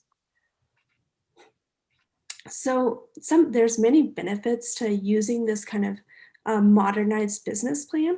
Especially we're going to be very financially feasible and easily to be scaled up to more locations and easy to expand. We're also going to have a very comfortable working environment, very collaborative through the interest groups and our just overall floor plan. And we're also going to maintain some of those core values that we've had, such as our sustainability goal for working with other partners. And we're also going to increase our overall brand awareness with our customers and have more brand loyalty. So one thing that we hit on a little bit, which was going to be one of our main components for our business plan, is having just this standard process. And so for this standard process, we're going to have each location, if you want to partner with us, you have to have an open space of at least 1,500 square feet. So that's going to allow us to implement our entire floor plan into the space. And so we can see the same floor plan across all locations. And then we're also going to have at least 9 outlets within that location. And we also need a location that is easy to store for all of our equipment without risking any damage to our equipment when we're not using it for our actual worked in time. Now I'm going to go over a sample floor plan of space about 1,500 square feet with a maximum capacity of about 54 people. Every seat is full, not including COVID standards of social distancing. And so the way that we wanted to establish this was having a long bar table that would have about 20 people able to be seated there, high top bar table, and then we've got those individual seats on the left that have about 4 people that could sit there.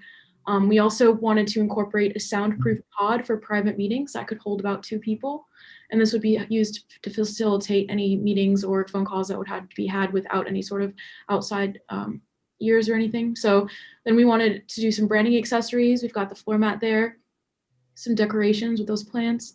We have booths that can seat about 12 people on the corner there. And then we also have group tables, which can seat about 16 in the middle of the building.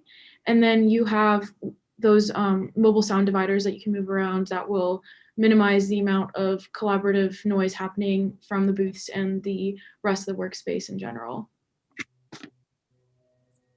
So when having this new design, there are going to be some risk with implementing just this new business plan overall. Mainly, this is going to be risk with our current partners and possible new partners and locations. So some consequences could be inability to expand due to our requirements and maybe hurting our overall goal of supporting local communities because we can't expand or we have to close certain shops or lose our existing partners. However, there's a lot of opportunities that we see with our new business plan, and we believe that these opportunities really offset any risk that we're seeing with our stricter guidelines. So first, we're gonna have a quicker startup time period. So if we're gonna have more standardization, it's gonna be quicker to implement this. We're also gonna have increased customer trust because it's all gonna be the same. And so basically our bottom line is that we are worked in as a very risk-taking environment. That's the culture of it. And so we believe we should take this risk.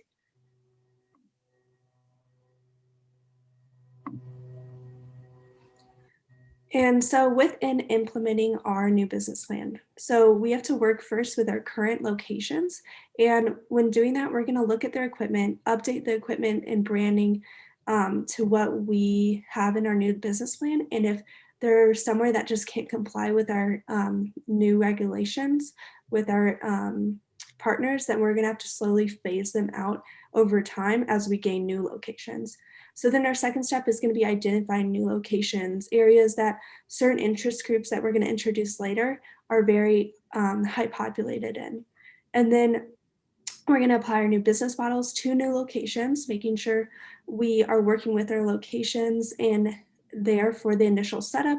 And then we're going to continue to grow our customer relations. We're going to introduce a new software, Cobot managing systems. That's going to be across all locations and going to analyze customer satisfaction in order to improve them. Of course, one of the biggest tasks with implementing a new software is developing that software and actually rolling it out. So Cobot is a leading management software for co-working spaces, and we believe as a team it's incredibly important, and we won't be able to build the Workden brand to what we hope it to be without Cobot. So there's 3 main pillars we're going to use: managing, members, and analysis, and we'll start off with managing on the next slide. So the first part of Cobot is using it to manage the rooms and resources we have available at Workden. So whether it's booking rooms or resources, you can always see what's available at any given time, and then, of course, reserve or do anything you need to do with the rooms that are available. Secondly, we have members. One thing we wanted to stress is that when requesting locations for co-work, Cobot will always allow their users to filter results by 3 individual characteristics, that being proximity, environment, and the nature of the work they're going to be doing. So Cobot also provides a fully customizable platform for which you can interact with other members. Whether it's you met somebody at your co-working space that day and you wanted to connect with them and meet with them next week and things of that nature, it allows you to do so. And lastly, Cobot also uses data analysis. So within Worked.in, you'll be able to see how many cumulative hours people are spending at your co-working venue. And then you'll be able to use that and those statistics that are generated to perform actionable reports and kind of track where you're at, whether it be with members or revenue or booking and things of that nature. Next, we'll be going into our marketing plan of how this is going to be rolling out specifically. So what distinguishes our brand from the other brands out there like WeWork or Regis is that we'll be having specific communities based on the types of businesses that we're partnering with. So we have 3 categories: gym and yoga studios, bars and restaurants, and boutique hotels.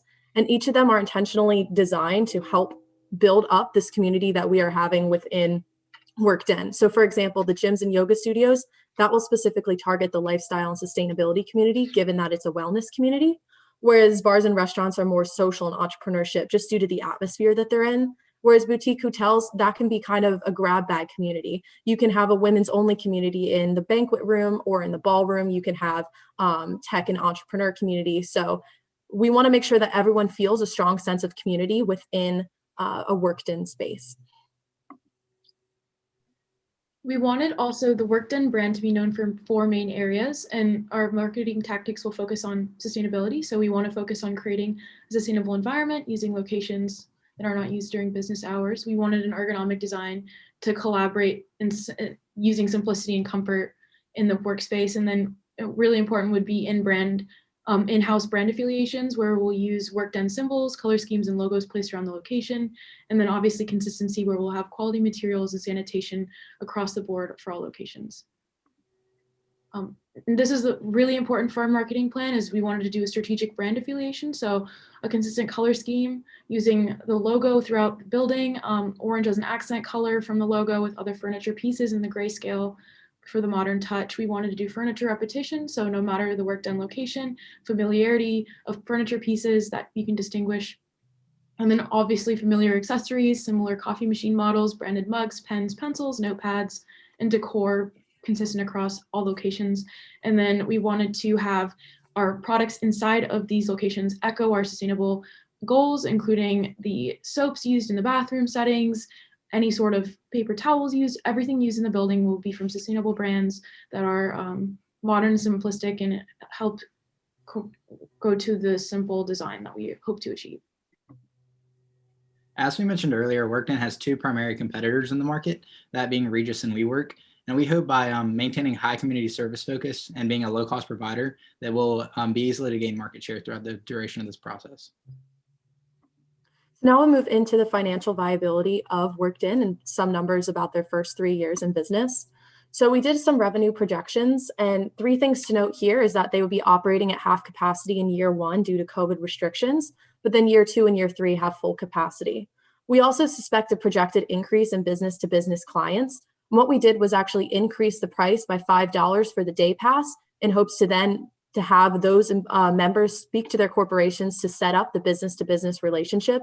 Even then, that increase in price is still 75% less than what WeWork is charging right now. So this is what our key revenue projections are. And then along with that, we have our projected costs over the 3 years.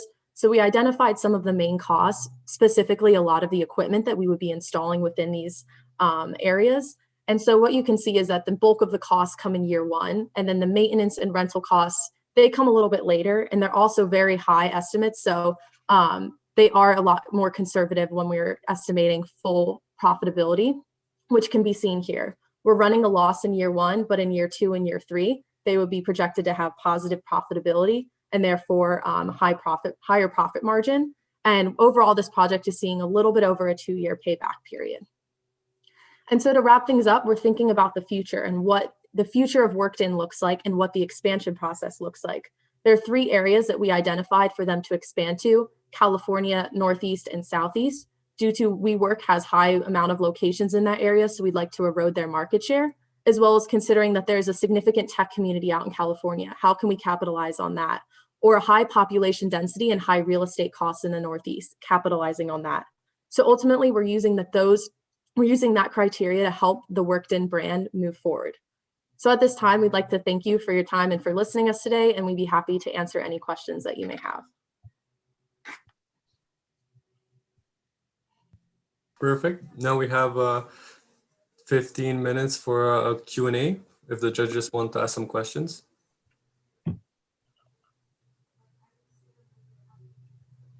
Hello? Yeah, hello. Am I the only one here? Or? Oh, no. Oh, there you are. Okay, I didn't see you.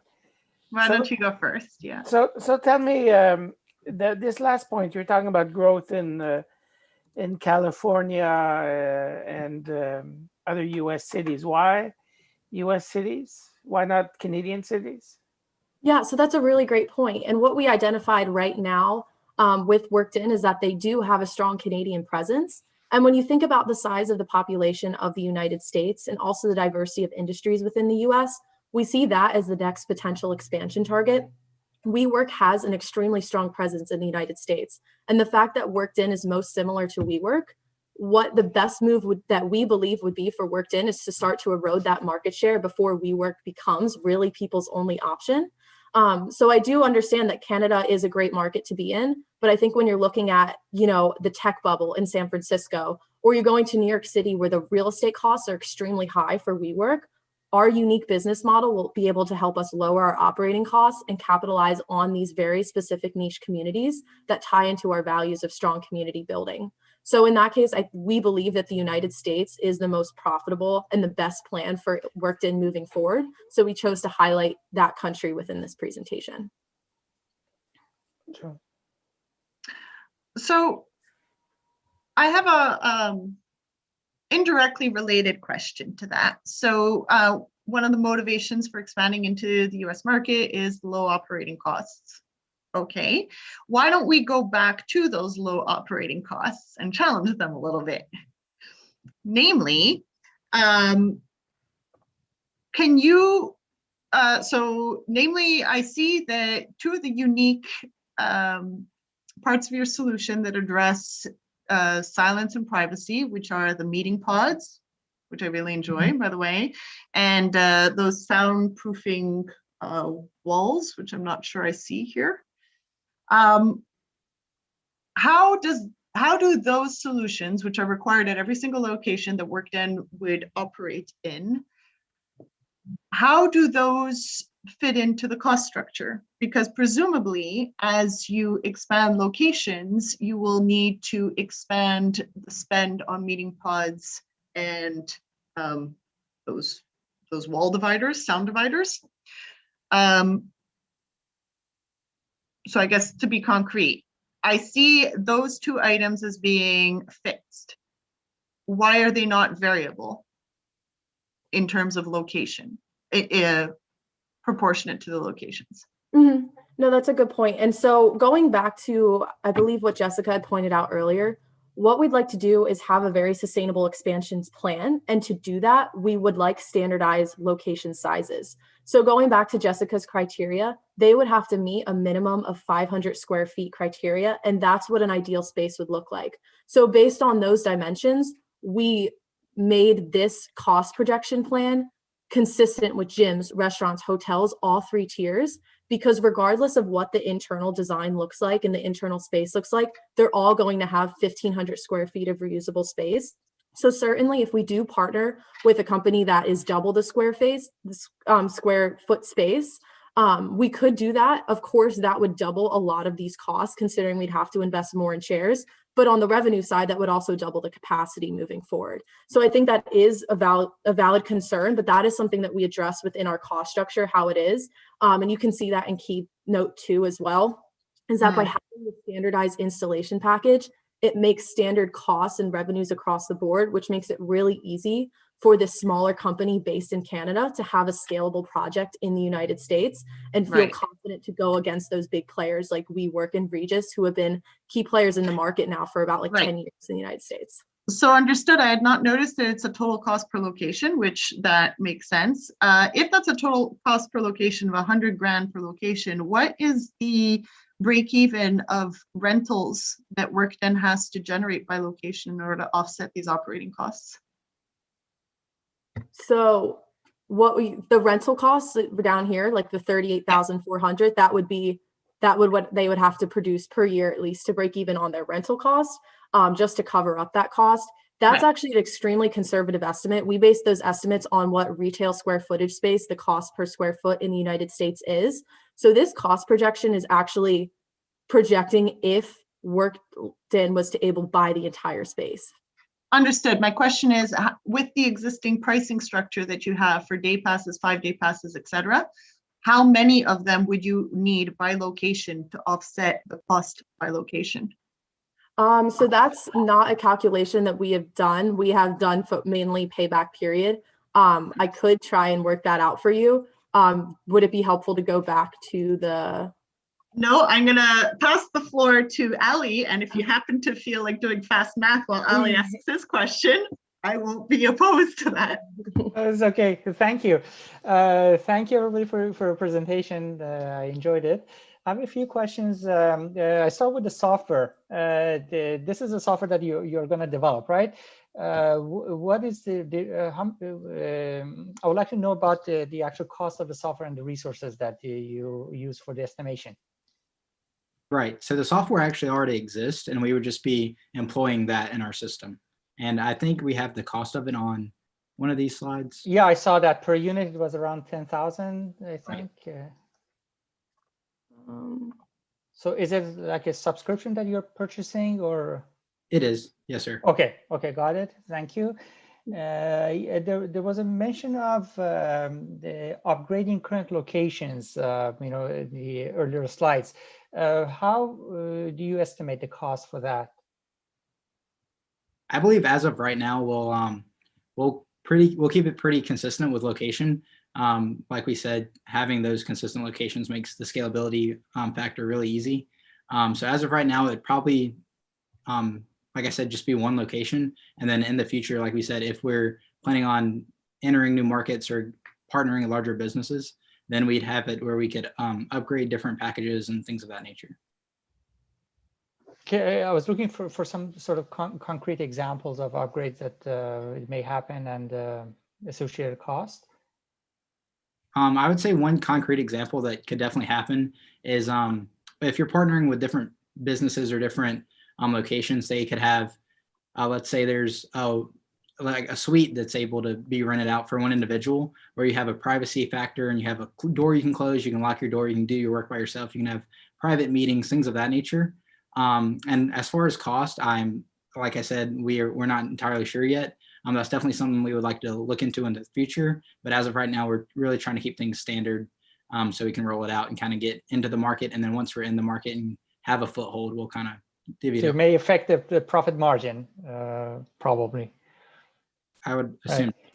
Right. Last question in this regard, sorry, judges. About the maintenance cost per unit, I saw the number 1,000, I think, $1,000. These are dollar values, right? Yes, these are US dollar values. What is how do you estimate that? The maintenance cost, in terms of like if we take the proportion to the actual equipment that we have. What was the measure that you used to estimate that cost? Yes, so what we did is we looked at what items on this list would most likely need upgrades or maintenance on. So something like a booth or a table, maybe not so much, but chairs, they get worn down over time. Exactly. And that's the first thing that came to my mind is the chairs. And we're accounting for a little bit less than a quarter of the chair costs to replace each year. So we went a lot higher because we wanted to be more conservative. Of course, maybe there's going to be table issues, or maybe your power surge, which is factored into electrical connectivity, may wear out over time. But if those costs exceed $1,000 over time, there's most likely not going to be $1,000 of maintenance costs that first year, given everything's brand new. So that's kind of why we kept it consistent, is because they may just be bulk fixes over time. Thank you. And June, to your point, so kind of about the break even here, it would be a little bit over 200 business to business passes that they would need to have to make back their rent costs. And that's 200 business partnerships. And of course, we acknowledge that those can sometimes be hard to secure given they're on a corporate level. But if you think about individual passes, it's about 2,500 individual passes or about 650 monthly passes. So they're definitely feasible numbers, especially when you consider kind of the market that WeWork serving, which is, I think, about 28 million in the US right now. So it definitely is feasible then to make back that rental cost, which is already a conservative estimate as it is. Thank you. I think we're done, but thanks for closing Yes. out on that note. Good catch, Alexi. Yeah. Can Okay, I ask George. one question? Why I have to go with your solution? Why does it make your solution better than the others? Oh, that's hard. I'd be happy to take that again, but I know I spoke a lot. So team members, feel free to bounce off on your own thoughts as well. What makes our solution so unique is that we're against companies like WeWork and Regis who just promote general community. Yes, they have networking events. Yes, they have large spaces for people to connect, but is there a specific sense of community building based on people's values and their interests? No, that's not out there yet. And it's not in the United States and it's not in anywhere in North America. The fact that we are associating a location with the intention of our community is something really powerful. For you to be able to have that work-life balance, the work-life balance that we envision at like Google headquarters, where they have slides, where they have exercise equipment in your own space, is something that's going to be promoting community outside of the workplace. And the networking won't come with informal atmospheres. The networking will come being in those community-based atmospheres where people are connected based on their values and interests. Team, feel free to hop on with what you guys think as well. Yeah, I mean, I would completely agree to that point. And when we're talking about community-based, we're talking about, oh, do you believe like sustainability and maybe fitness is that ingrained like part of your everyday kind of atmosphere? Then you go to the gym area and you can meet people that have the same values as you, and it's much easier to start a conversation with someone and collaborate with someone when you already have shared interests, and you have shared interests because you're both going to the specific location that we're offering. And so it's just much easier to network in that way as well.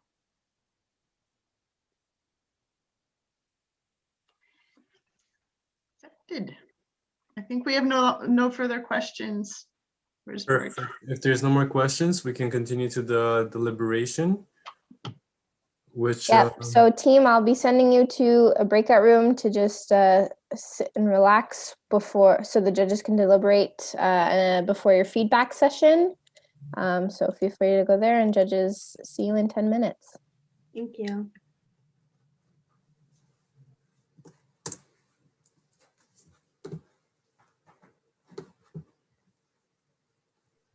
You gonna go with them? Sure, I'll join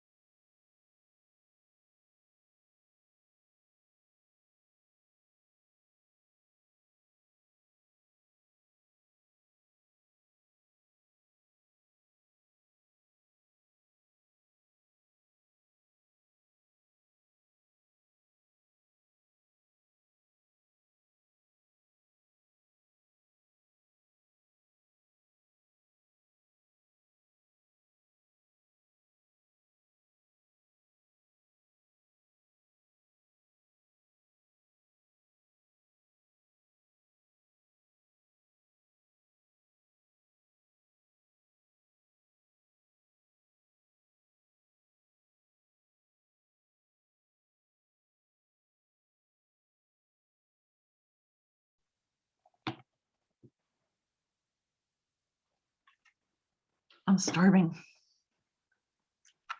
Me too. Where did it go? Ali, did you leave the meeting? I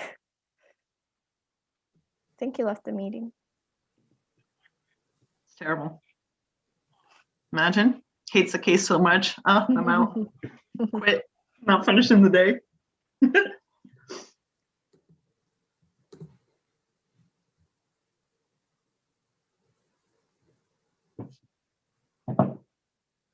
He's back. Yay. Sorry, I was disconnected.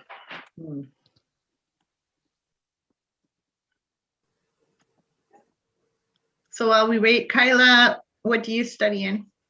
I'm in my 3rd year of my software engineering degree at Concordia. And you, George? I study economics at JMSB. Oh, interesting. Very good. So do I let them in? Yes.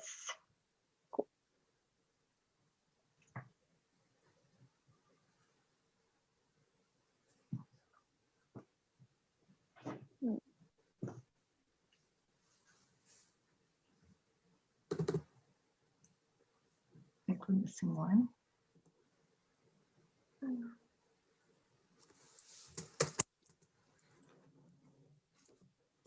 Jonathan, I can't move here.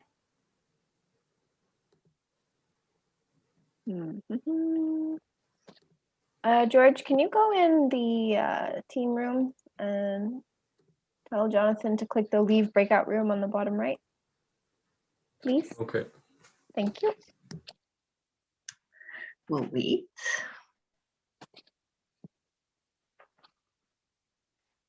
Sorry, I didn't have the ability to move Jonathan.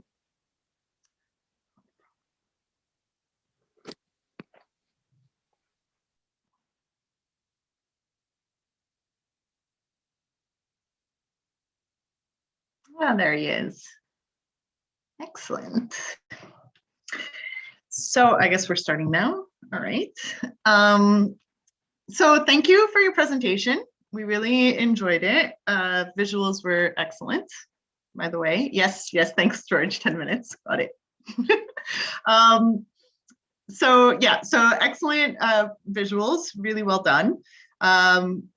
Noticed a few small things. Someone noticed in one of the slides, the 3 columns were the same for numbers. I mean, always there'll be some issues that might pop up, but in terms of overall visuals and how you structured it, very nice, not much fluff, not too much text, so that was excellent. We quite liked many aspects of your solution. However, there's a little elephant in the room, which is the engineering portion of your solution, which we believe is the pods and the walls. Not a lot of time was spent on that. And seeing as this is an ENGCOMM case, best practice would be to make sure that if in your slides you do not feel that there's many that have engineering content in them, or that there's possibility for the people to not, for your audience to not clearly distinguish as to whether or not it's part of the business solution or the engineering solution, red flag if you're participating in ENGCOMM. However, just before you go cry yourselves to sleep, the way the grading structure is, don't worry, just that's one component, so that's not the end of the world. But specific to you guys, I did want to say, I thought that was a pity because I actually loved your engineering solution, and I really liked that you guys had put the layout of the room to help us understand what you were proposing and how you would achieve the critical aspects of soundproofing and privacy. And your layout showed that you had taken that into consideration. So that was an oopsies, and I don't know why, but make sure next time that you don't sidestep that, because when you have something that's actually checking on the boxes that you actually have addressed everything that the client is answering, make sure you don't make sure to sell that home, right? Like bring that home. You're meeting the client requirements, make sure in his face about how everything you're proposing is actually going to address his needs. So don't leave anything to the side like that, because that was a very interesting part of your presentation that we all wished we'd heard more of. But that's not the end of the world, and your business presentation was sufficiently strong to give us enough to work with in terms of feasibility and assessing your understanding of the case. We had a lot to work with. That was feedback. Don't forget the ENG and the ENGCOMM. And I just want to highlight that they told me to go first, knowing that that was the feedback I was going to give. So they set me up to give like brutal feedback, and now they're going to sound like happy and nice. So I just want to put that out there. I took one for the team there. But anyways, yes, go on, Ali, give the nice feedback. I'm sorry. No, I didn't mean to. No, I would like to just add something to it regarding the engineering component of it. I would suggest prepare some slides and put it on the side. Always support your numbers. So if somebody asks you a question about the estimate, how you came up with that, you can show them in the question answer. I know that you had limited time for the presentations, which you managed well. Just in case if you had, those supporting slides, it would have been much better. And in terms of, the numbers, sometimes, providing a bit more concrete examples would be helpful, rather than, providing an abstract solution or a proof of concept, something like that, in terms of estimates or, because your estimates were solid. For example, that maintenance one, right? Going back to the maintenance, your maintenance assumption was quite justifiable, right? But it took Ali calling it out.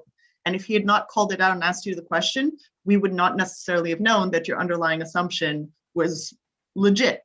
So that ties back to Ali's thing, don't make us wonder as much, because there's a risk then that we might wonder in a way that's not the way you guys want us to wonder. Sorry, Ali. Thank you. From my point of view, where I wasn't convinced, other than I'm not going to repeat what was already said. I think that's good. From my point of view, is the choice of going to the U.S., leaving the Canadian market, going to the U.S. I would need a little bit of convincing, as well. The choice of like San Francisco and the Bay Area, I happen to know it relatively well. And I know a lot of tech companies. I just recently read, a lot of tech companies and tech workers are leaving the Bay Area, going to places like Austin, Texas, for example. So I think maybe that choice would need a little bit more justification, because I'm not really convinced first of going to a different country, and then going to probably one of the toughest markets in the country. So that I think was I needed a little bit more justification, I think, for that as well. Which to then apply for cases going forward, the way I would take that feedback and make it applicable is whenever you're proposing a solution, make sure that amongst yourselves, so this will tie in Marc-André's feedback with Ali's feedback. When you're proposing a solution to the customer, make sure that you clearly can identify what are the top 5 like deal breaker assumptions you're making. Meaning that if you're wrong, if you took an assumption and it turns out to be flat out wrong, will your case fall apart or not? And make sure that those are clearly identified, and how much of the rest of your solution is secondary, not mission critical. Yeah, and in your storytelling, making sure that that's clear, only because in your particular case, yes, you're talking about expansion. The expansion and choice of going to those particular destinations, ballsy, right? We could definitely push back. However, the way you'd structured your case of showing on a per location basis, costs, having a revenue model that is dependent on per location, that's the key assumption, that you've structured your model on a per location. So where those locations are, where you specifically go and choose to have set up those locations is a secondary assumption. And we might have opinions that we agree or disagree with your secondary assumption, but your framework of your solution was valid, right?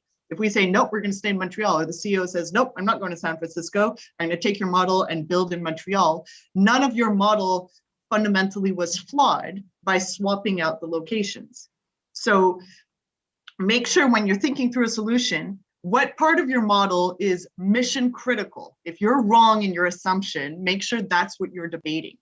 Because in this case, you guys did that well. That was a secondary assumption, but our opinion about it doesn't change the fundamental merit to what you were proposing to the customer.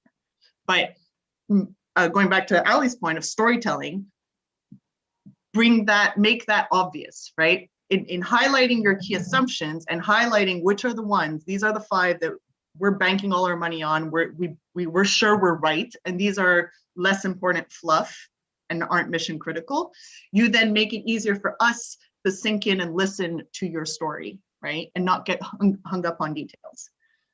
But in this case, yay, right? So that goes back to the overall storytelling, that your model and understanding problem identification was sufficiently strong that even though some of your secondary assumptions were wobbly, because your fundamental framework was solid, the wobbliness doesn't jeopardize the overall recommendation that you're giving.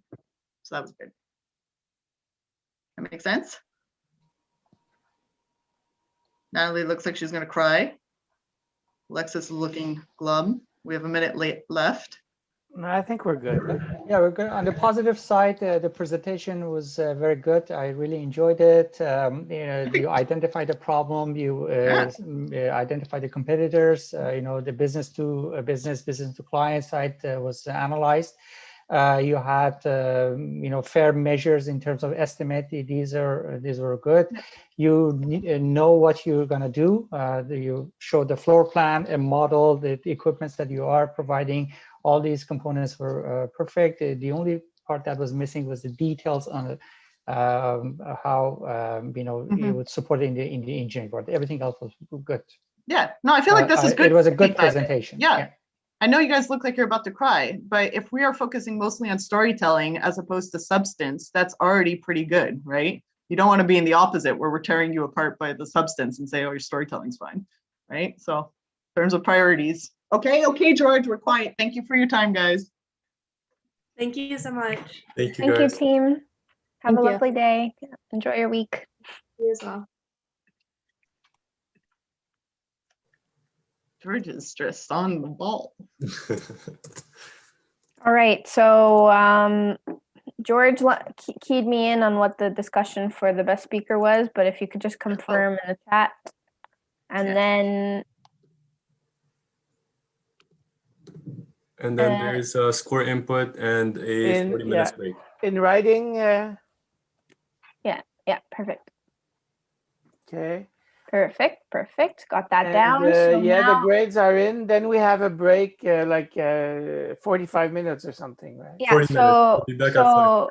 Yeah, I'd ask you to come back at 5:40, please. 5:40. Okay. So my grades I didn't know are there was a in. break. Thank God. Yes. There's a lunch break. If you like, you can just turn off your camera and your microphone, so you don't have to like rejoin the Zoom and stuff. That'll minimize the room for error, and then We'll see you at 5:40 then. see you at 5:40. Okay, Thank you, everybody. Thank you. Bye-bye. Good job.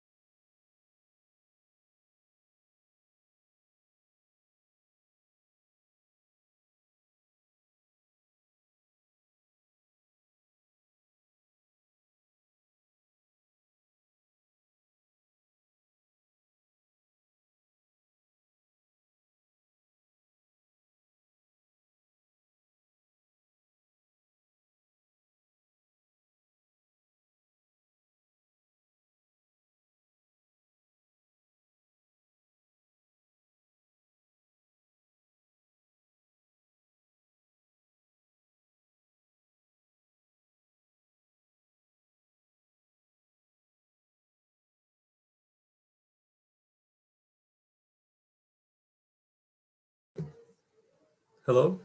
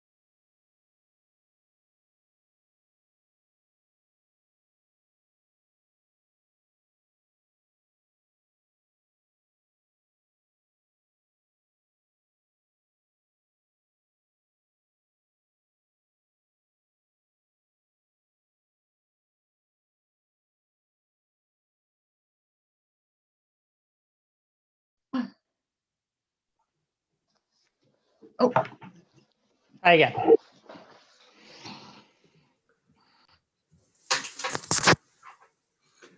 Hello. Hello. So the coach from McGill is here. They were instructed to leave their camera and their video and their microphone off. But before I let them in, the participants are not there yet, so I But won't. we don't know where they're from. You're not supposed to tell us. They're not from McGill. They're from not McGill. Okay, thank you. Sorry. That's all right. Oh, well, short-term memory shot at my age. So I'll pretend I didn't hear you. No, we didn't hear a lot of things. Can we go to the breakout room? Yes, for sure. Yeah, thank you. We'll call you back when the Sure. participants are in the waiting room. Thank you.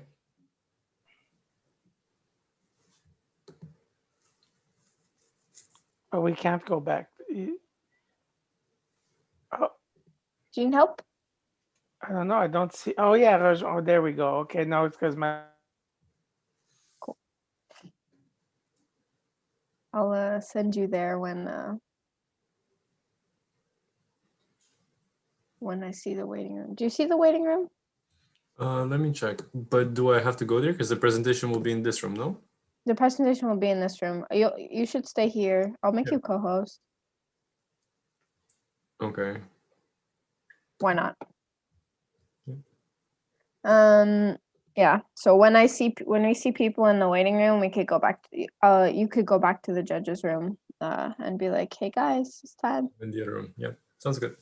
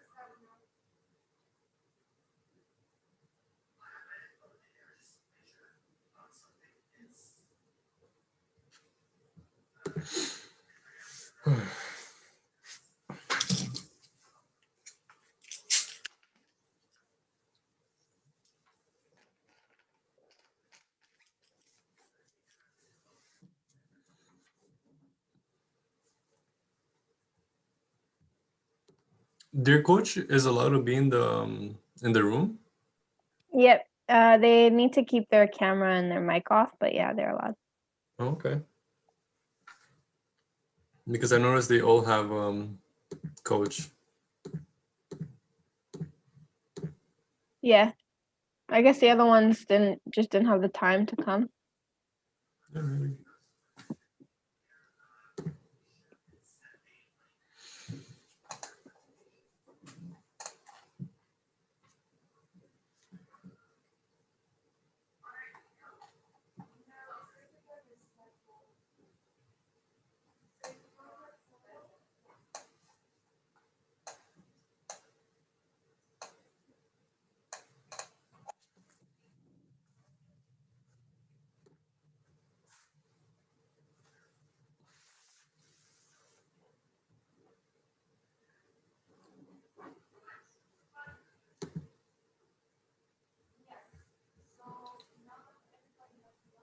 Wow, we didn't even need to come get you. We're the dream team. Yeah. Dream team. Love that. All right, so there's a coach and 4 teammates here. I'll let you finish your bite, June. Thank you. No problem. And I'm ready. perfect.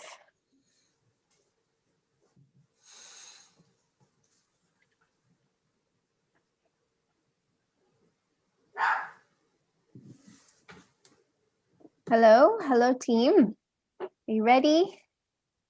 Yeah, perfect. Who will be sharing their screen? I will be. Karen? Go on ahead when you're ready. 1 second. First, the coach has to turn off the video, the camera. True. Thank you, George. And I will be the one who's gonna keep track of time. I'll show some times eventually, depending on how far we are along. And you guys can start. Should we wait until 5:50 or? Yeah, can we wait till 5:50, please? Yeah, for sure.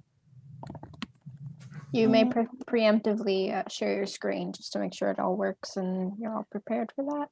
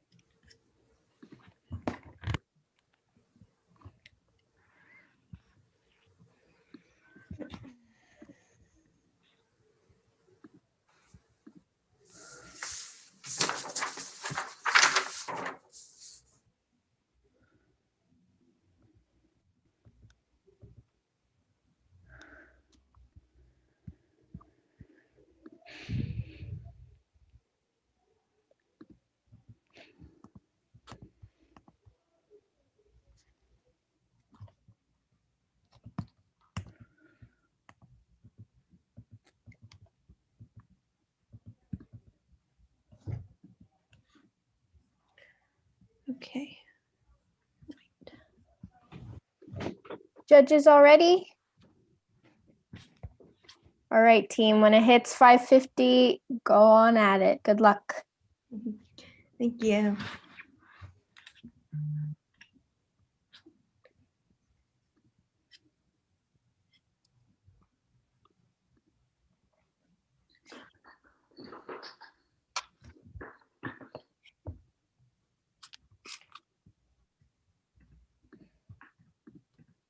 Let's meet Mariana. She's a recently graduated student who loves to discover new places to work and where she can just enjoy a cup of coffee, have a nice chat, and be productive. But with the pandemic, She is stuck in her studio apartment, working all alone and isolated from all her friends and loved ones, as we all are. She's a strong mental health advocate who likes to support different initiatives because she understands the importance of social interactions and has learned the importance of reaching out during these difficult times. She got to spend a few days working in a work den and she absolutely loved it. She went to go see her boss to ask if the office could rent out this place that caught her attention. That's where you come in. Hi, my name is Jasmine, and I'm here today with my colleagues Karen, Marley, and Kira, and we're here to present to you today WorkZen and its Zen Dens. So let's move on to look at the agenda for today. We're going to start off with the current situation, look at the opportunity statement, moving on to the situational analysis, and then looking at our recommendation and how we think you should best implement it, to further moving on to the key takeaways and answering any questions you may have. Now I'll pass it on to Karen. Perfect. So looking at WorkDen's current approach, we see that you are targeting freelance workers and startups as well as small businesses who find office spaces too expensive.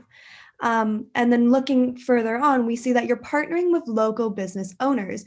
This gives you a very unique business model, unlike your competitors such as WeWork, where you don't have to pay these crazy expensive leases, but instead you're able to both synergize both the businesses that you partner with as well as yourself. And finally, there's this overarching focus on community culture as well as sustainability. And this is seen through the lack of need to create these whole new workspaces and instead using what's already out there and making it work for the current situation. So the question before us today is, how can WorkDen embrace its startup culture while ensuring consistent quality and developing community benefits as well as upholding its mission to be sustainable?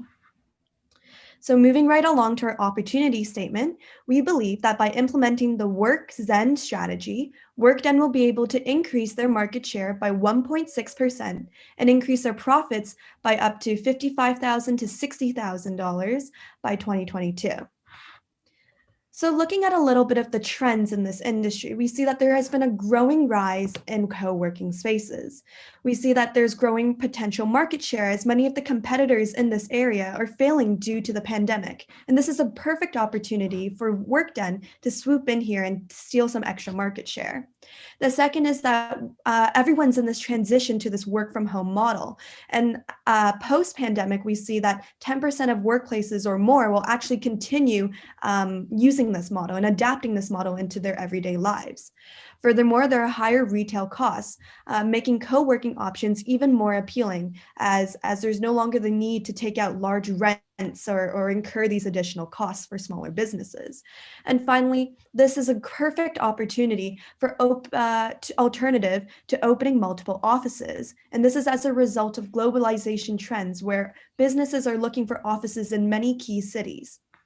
So looking a little bit more at your competitors, we have WeWork and the International Workplace Group. And we see that you really differentiate yourself in this market as instead of renting out different locations like WeWork does, you really utilize the local businesses in the area.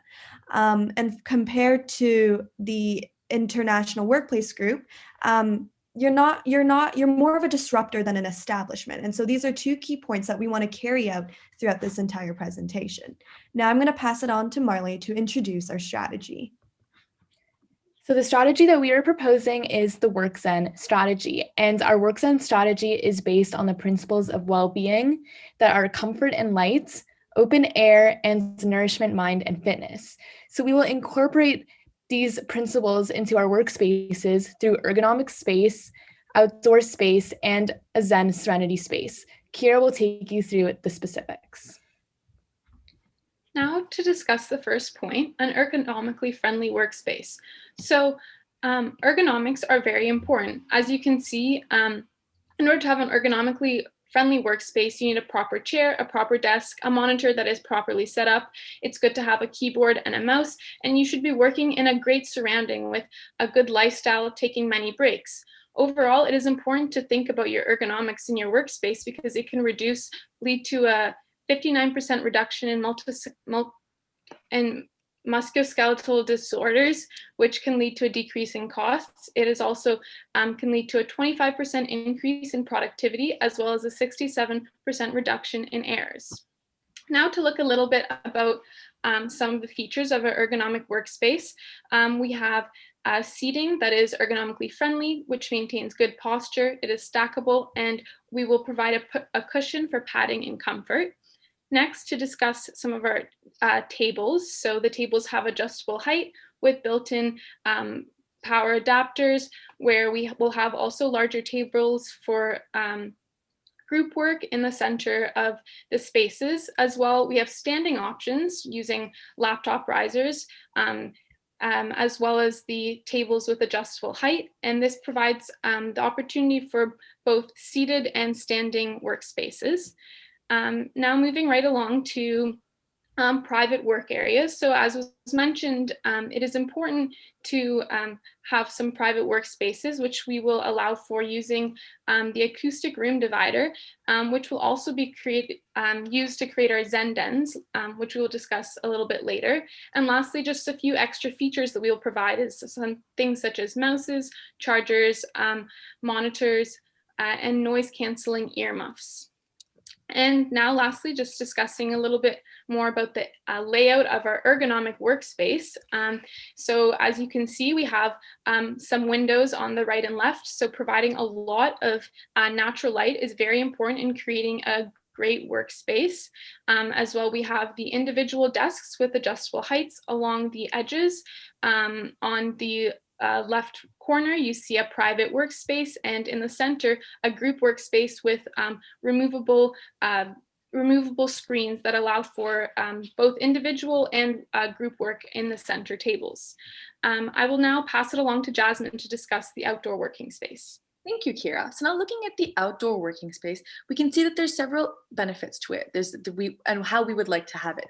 So the benefits would be to especially improve the focus for those who have difficulties focusing, because studies have shown that adults and children who have difficulties focusing or controlling impulses are actually better able to concentrate being in nature. Secondly, it will relieve a lot of stress. Benefits of being outside are actually similar to the benefits of meditating. They actually lower the stress because being outside in nature positively affects the brain and body to lower blood pressure and heart rate. And lastly, it also increases energy and boosts mood, which helps in all for a good tone and energy for your workday. So what exactly would the outdoor working space look like? We would have gazebos and umbrellas to make sure that we be protecting people sitting there from the sun and from different elements, as well as weatherproof electrical fittings, which would ensure safety and convenience. And furthermore, continuing on, we'd be focusing more on reading and less desk-oriented work, because we would try to minimize the desks we have outside and more have of a lounge perspective, which is why we would have things like hammocks or potentially down the line beanbag chairs, just to be able to have more of a lounge perspective and less of a working space. So now moving on to the Zen Den, I'll pass it off to Marley. Thanks, Jasmine. So we've taken you through how we're going to establish comfort and light in our workspaces and then open air in our workspaces. And now it's time to talk about how we'll establish nourishment, mind, and fitness in our workspaces. We'll do this through the Zen spaces. These Zen spaces are very important because the pandemic has further amplified mental health concerns that people have had. People are stressed about their health status and loved ones.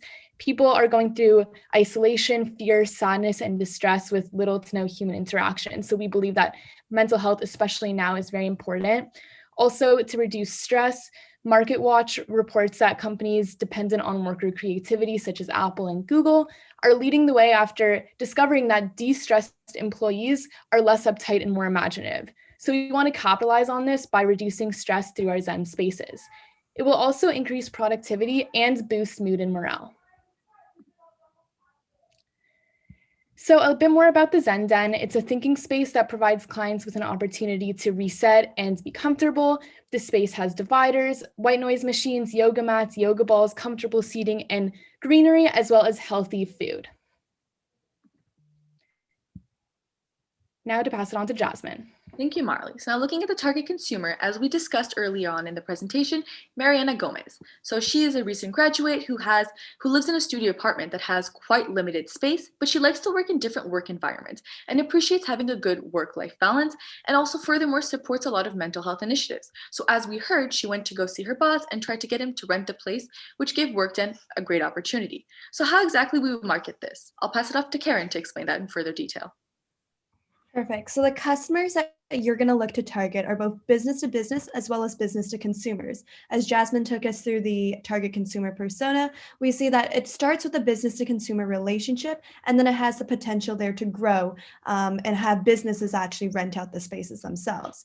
In terms of the spaces themselves, we're going to urge you to look at restaurants, dance studios, as well as bars down the line, as these are all spaces that are open during the day, but will be used for their own purposes at night. And then finally, looking at partnerships to really speak to that nourishment aspect, we would suggest that you look at doing partnerships of local cafes to provide select healthy food options. And this is really can come in the form of rollaway carts with easy to go prepackaged foods. So there's really no need to cook or prepare, but there is that option available for people. Now, looking at the USP or the unique selling point of WorkZen or strategy, we believe that this really focuses on working in a healthy environment. And this whole concept of working well and prioritizing mental health, especially after this pandemic, has really left us craving interactions and ultimately a good space to work in. And the second is it's this opportunity to really zone out in complete serenity, but also get work done if that's what you see you need to do.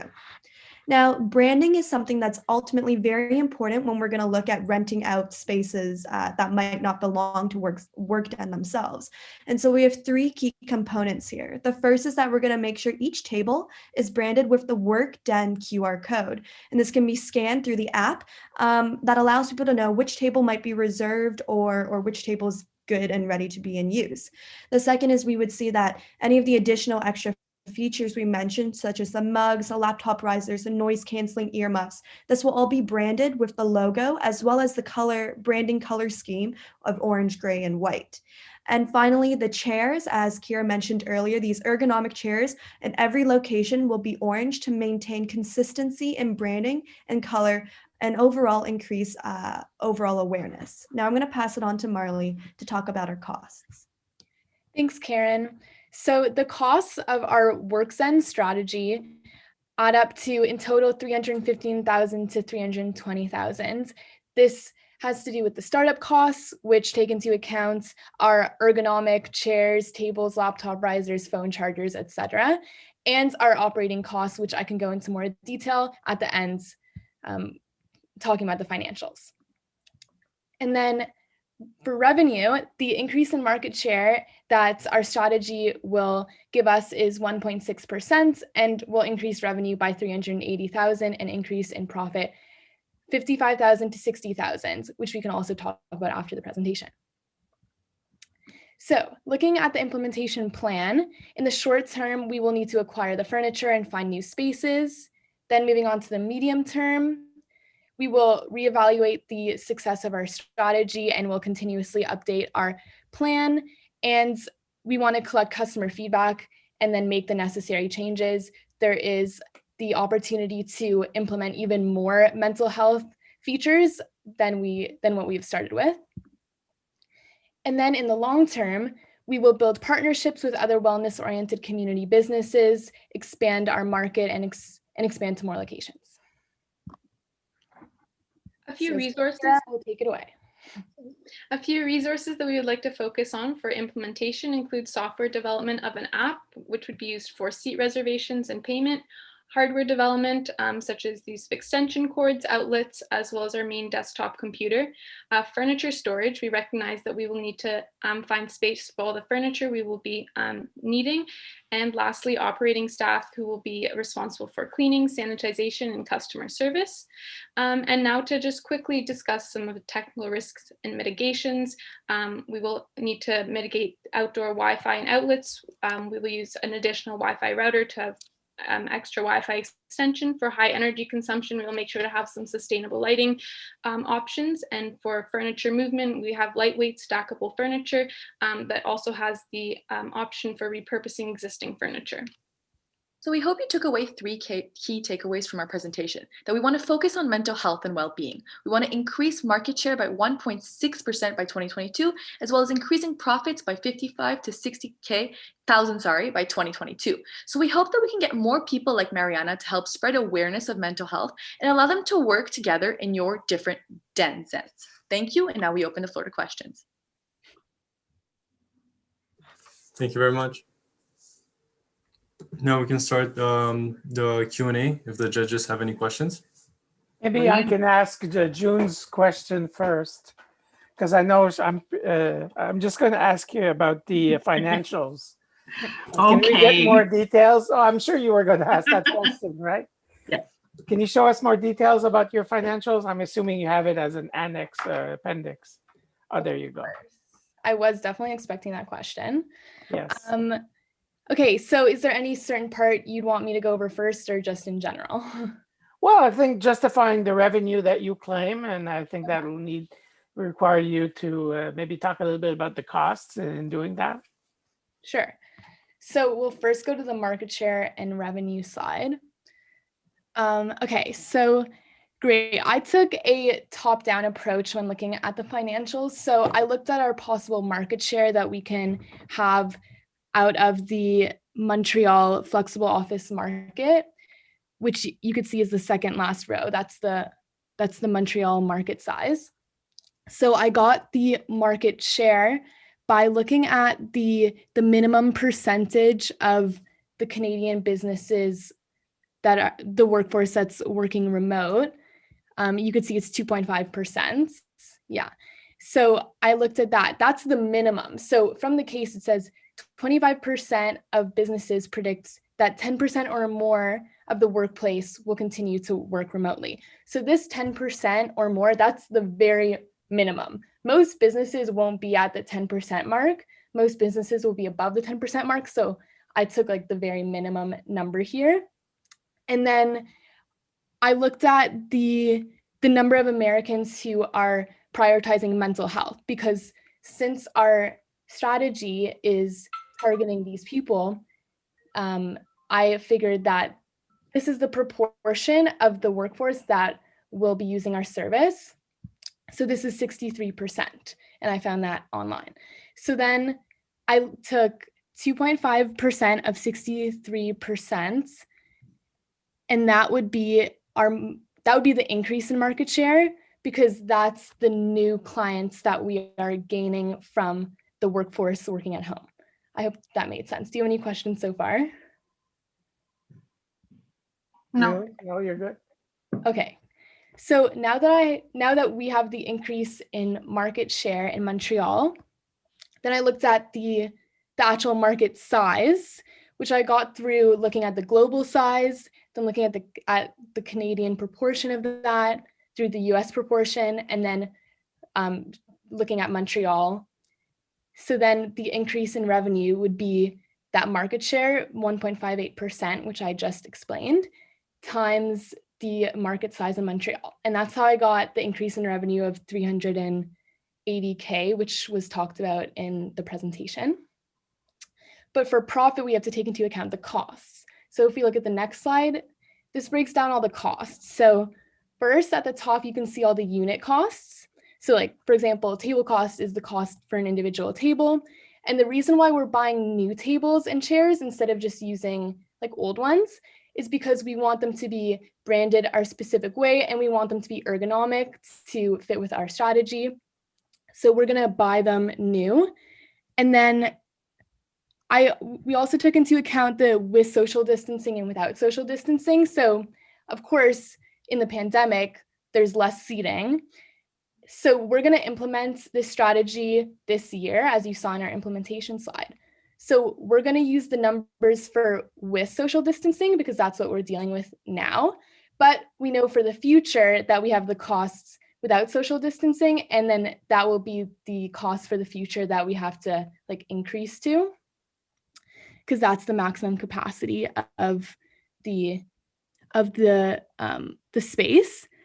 And then there were also additional startup costs, such as the cost for the software, the app that we're going to be using for like the QR code and signing in, and then the electrical implementation, which we also took into account.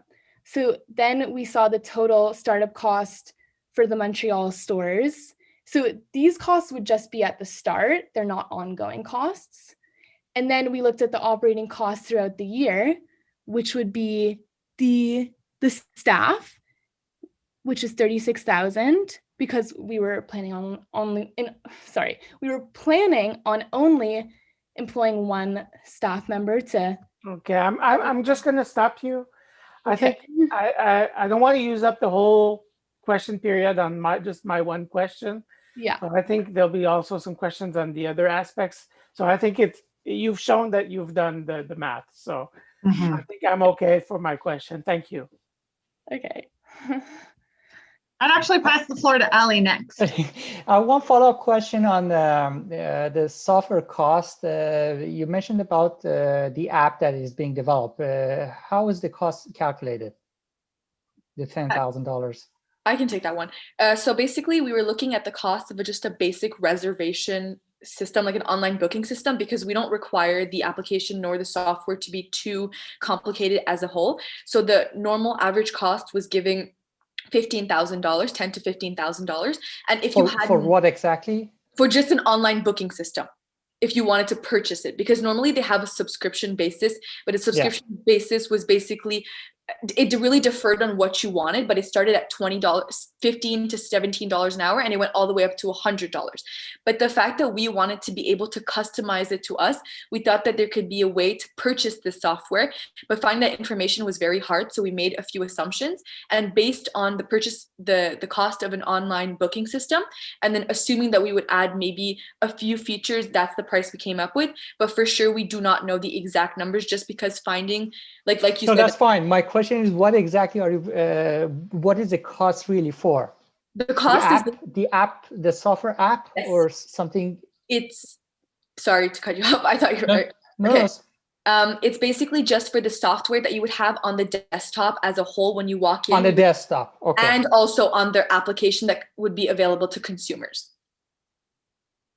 Which is a mobile app. Exactly, just to reserve on and like just know what's available to sit and things like that.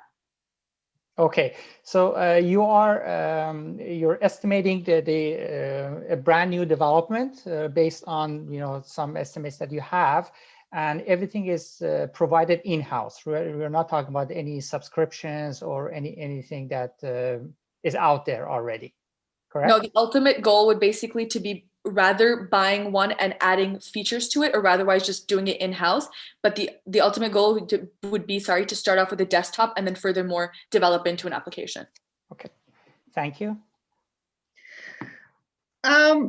So I have, I guess, an inventory question. Having gone through the financials, I understand how you've costed the equipment required by site. But a lot of that equipment is movable in nature, and some of it's somewhat pricey. So how would you control, that no one walks away with the noise canceling earmuffs, and that you control both the quantity of the equipment that you're investing in and the security of it, given that we're working mostly with restaurants? I can start that one off. I think that's a really good point. We made sure that there would always be a staff member that we are employing around, and we factored that into the costs. So if we're worried about theft, then a staff member who is patrolling will definitely deter theft and hopefully catch anyone trying to steal like the earmuffs, for example. So you'd have a staff member per site whose role is security? Well, it would be for example, if you go into like a retail store, a lot of retail stores, they don't have security guards, especially if it's not very expensive stores. They'll just have the staff members who are responsible for seeing if there are any thefts going on. And I can just add on to that. We're also thinking this, for the whole reasoning is we were talking about branding and how we wanted to have a lot of different items that were branded with our name, with WorkDen, so your name. And I think that the fact would be also that we would probably most likely try to make sure that all of WorkDen's equipment has WorkDen's logo on it. So if someone were to even leave with it, it's kind of odd, it'd be kind of hard to go on past, because a huge orange W is hard to miss on a piece of equipment. given that your 4 locations, I believe, are restaurants, do you think that restaurants currently have the storage capacity for all the equipment that you propose rolling out? I can take this question. So we did mention briefly in our presentation that we would leverage any storage space that exists in restaurants. And as well, we have considered the option of a portable storage container, as we do recognize that the furniture may take up some space. But that being said, we did try to think about how we could have furniture that would be easily stored, such as the stackable chairs. We did consider chairs that were on wheels, but we recognize that this wouldn't be good for storage. So yeah.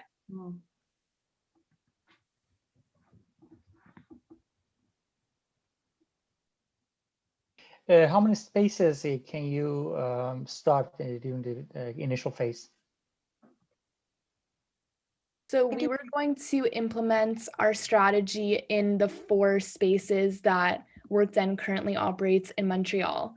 And this is where we would start, and then we would expand after that. One of the considerations, critical success factors, is that the setup must take about 10 minutes or less in order for the proposed solution to be feasible. If we begin with one of the 4 locations that's in the case, Knox Tavern, where as a restaurant, it's set up with existing chairs and existing tables, what is the feasibility of pulling out the new tables and the new chairs that are in your solution, bringing them and laying them out and storing the existing tables and chairs into a storage facility that might be a container? How did you consider the setup time in your proposed solution? I can take that one. So we were thinking about that. And of course, we did also plan on using the pre-existing tables and chairs that were there. I think the chairs would be something that we would definitely swoop out, because those are something that we want to make sure are comfortable as possible and how it was set in the case. But moreover, looking at the tables that we're investing in are more to be ergonomically friendly, to help with the whole mental health aspect and just to make sure that they're as comfortable as possible, which entails like a 90-degree angle and certain criteria. So thus we would try to just drag out and mainly bring out those tables, but try to reuse the other tables for different things. For instance, an option is how we would have different things in the Zen room. Yoga balls were an option, and yoga balls are considered to be very good for posture. So we thought that on the lower tables that are a little bit lower in a restaurant, for instance, we could use the chair and swap that out for a ball to have a little different area, different vibe, but also make sure that the both are offered. So we would make sure to use the pre-existing equipment, but also add our own. So that would cut time. And of course, we would also test it out to make sure that the 10 minutes, and if it is over, then we will for sure try to make adjustments. Understood. How are we on time, Mr. Timekeeper? We still have 2 minutes if needed. If not, we can continue to the deliberation. I can ask one more question, perhaps. I saw you talked about a pilot project. I saw it in one of your last slides, but for some reason I didn't hear about that before. Did I miss something, or what's this pilot project? So basically, yes, here. Yes, the pilot project was basically in the sense of talking about the pilot of what Marley mentioned, of how we would start in the 4 areas of Montreal and the locations that WorkDen exists. And then furthermore, to try it out, we would just basically try out this whole revamping and a whole new strategy of WorkDen in the Montreal locations, because they're already pre-existing and there was already a clientele based. And then further on, move to different cities in Canada to be able to see once the success of the project, to then extend it to different locations. But the pilot would mostly be to try what we want to establish in the pre-existing locations. Okay, I see. Thank you. What is a key component of your engineering solution? Sorry, did you say engineering solution? Engineering solution, exactly. Okay. Engineering component of the solution. So I think we would definitely focus on the ergonomics and some of the furniture that we have selected. So as mentioned, these pieces of furniture are very ergonomically friendly, and their engineering design is what contributes to this. As well, discussing a little bit about the electrical components. So it'll require a lot of, there's lots of different connections required to do the Wi-Fi, as well as electricals outdoors, as well as indoors. As we mentioned, that our tables would include, outlets in them. So I think that would kind of sum up the engineering portion of our solution. We will have to continue to the deliberation. Thank you.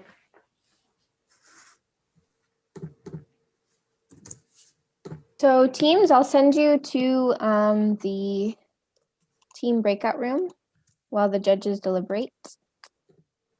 Thank you. Thank you for your presentation.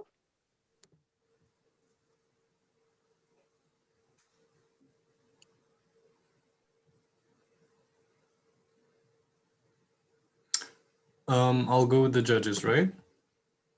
Okay, and there's also the coach. If you could put, if you want to put him with the. Yeah, if you want, you can put me with the team if it's possible. If not, that's okay. Hold on, I'm just gonna ask. Or I can wait here. Don't bother. Should be fine. Yeah, whatever.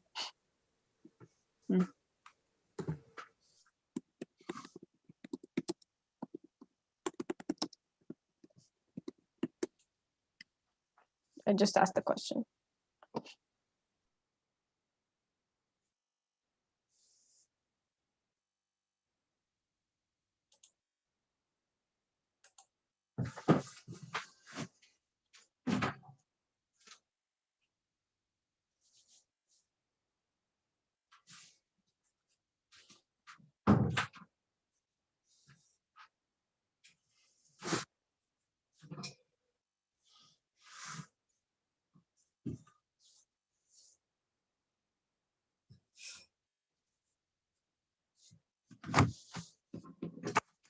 Yeah, I'll send you to the room now. The VP academic just said as long as you don't talk or have your camera opened.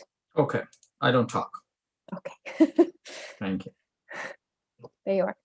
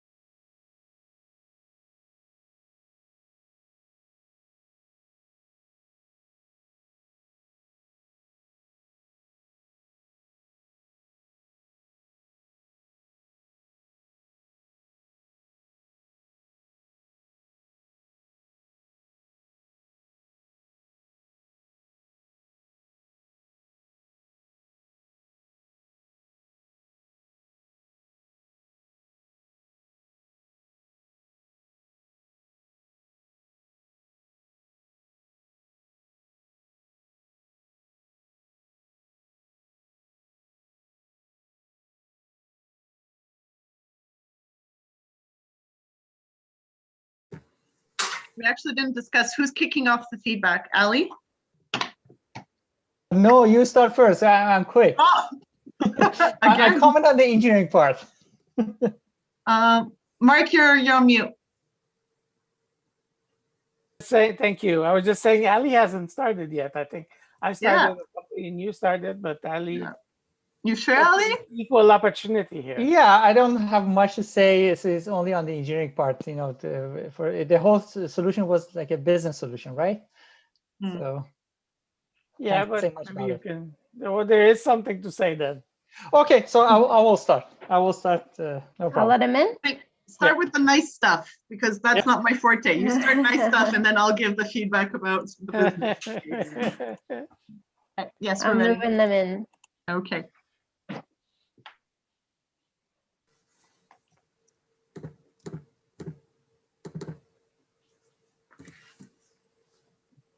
Okay, everybody is in? Or just the coach? Oh, the coach doesn't turn on his camera, right? Yeah. Stealth. Okay. Okay. We're good. George, let's start. Yep. Thank you, guys. It was a nice presentation. I enjoyed it myself. The thing is, I'm from the engineering background, so the only feedback that I can provide to you is on the engineering side. I start with a few things that I liked about the presentation. I liked it. It was well structured. The timing was perfect, and on the marketing side, everything I enjoyed. What I was looking for was mostly on the engineering part. As a requirement, these kind of competitions require you to provide both the marketing solution as a business solution and an engineering solution. So there must be an engineering component to it. And the reason I asked the question, what is the engineering solution that you're providing? It was not, right there in front of me. So that was lacking in terms of business. My colleagues can give you detailed feedbacks on that side. A few things on the software side. Usually this is what I see in many presentations, many solutions. About the cost, usually can start with such numbers like 10,000 as a startup or something like that, which is very limited if you are developing an in-house solution. There are alternatives. You can buy off some existing solutions or rent, or buy some subscriptions. But going with $10,000 as an in-house brand new development is a bit unrealistic. On top of that, you need to know what exactly you're purchasing. For example, if you are buying a solution that requires certain setup for the network, you need a server, you need some desktops or things like that, they all add to the cost. And so right now, we can go with cheap solutions to buy like cheap electronics, but still, the cost would be more than that. And, it is better to always see alternatives and especially know what exactly we are purchasing. Let me see if there's anything else that I missed. You'd given a comment about energy consumption. One thing that I usually notice in terms of using equipment devices, for instance, it is a recommendation that you turn off your monitor if you don't use it to conserve energy. The things that we cannot conserve much on is on the routers, especially wireless routers. In crowded spaces, you need high power routers. And especially in the home devices, I'm sure that everyone has experienced that. You always put it in the high power. You don't put in low power. If you do in low power, you get a lot of noises, you lose your connection, and it's very ineffective.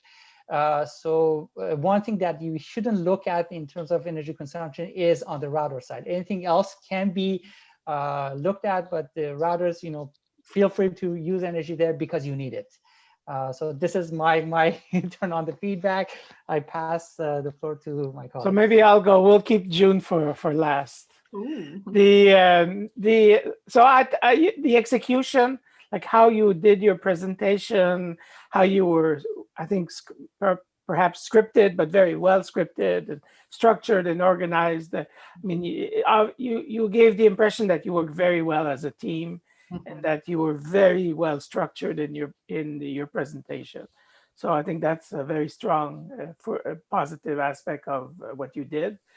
I think there were some opportunities where you could have maybe went a little bit further into the engineering by, you know, when you talked about, when there was a question about theft being a potential problem, there was actually some, you know, there'd be some pretty good, easy solutions, radio frequency, RFID, or, you know, things like that, technologies that could have been used for theft prevention that maybe would have been a good place to look into technology as a technical solution. I as well, so I'm an IT professor as well as business. And of course, on the IT side, you know, as Ali pointed out, I mean, there was some very optimistic costs that were put there. I think in reality, because as well, you would need some IT staff, and I don't know any IT person who works for $10,000 a year. So you maybe not add 1 0 to that.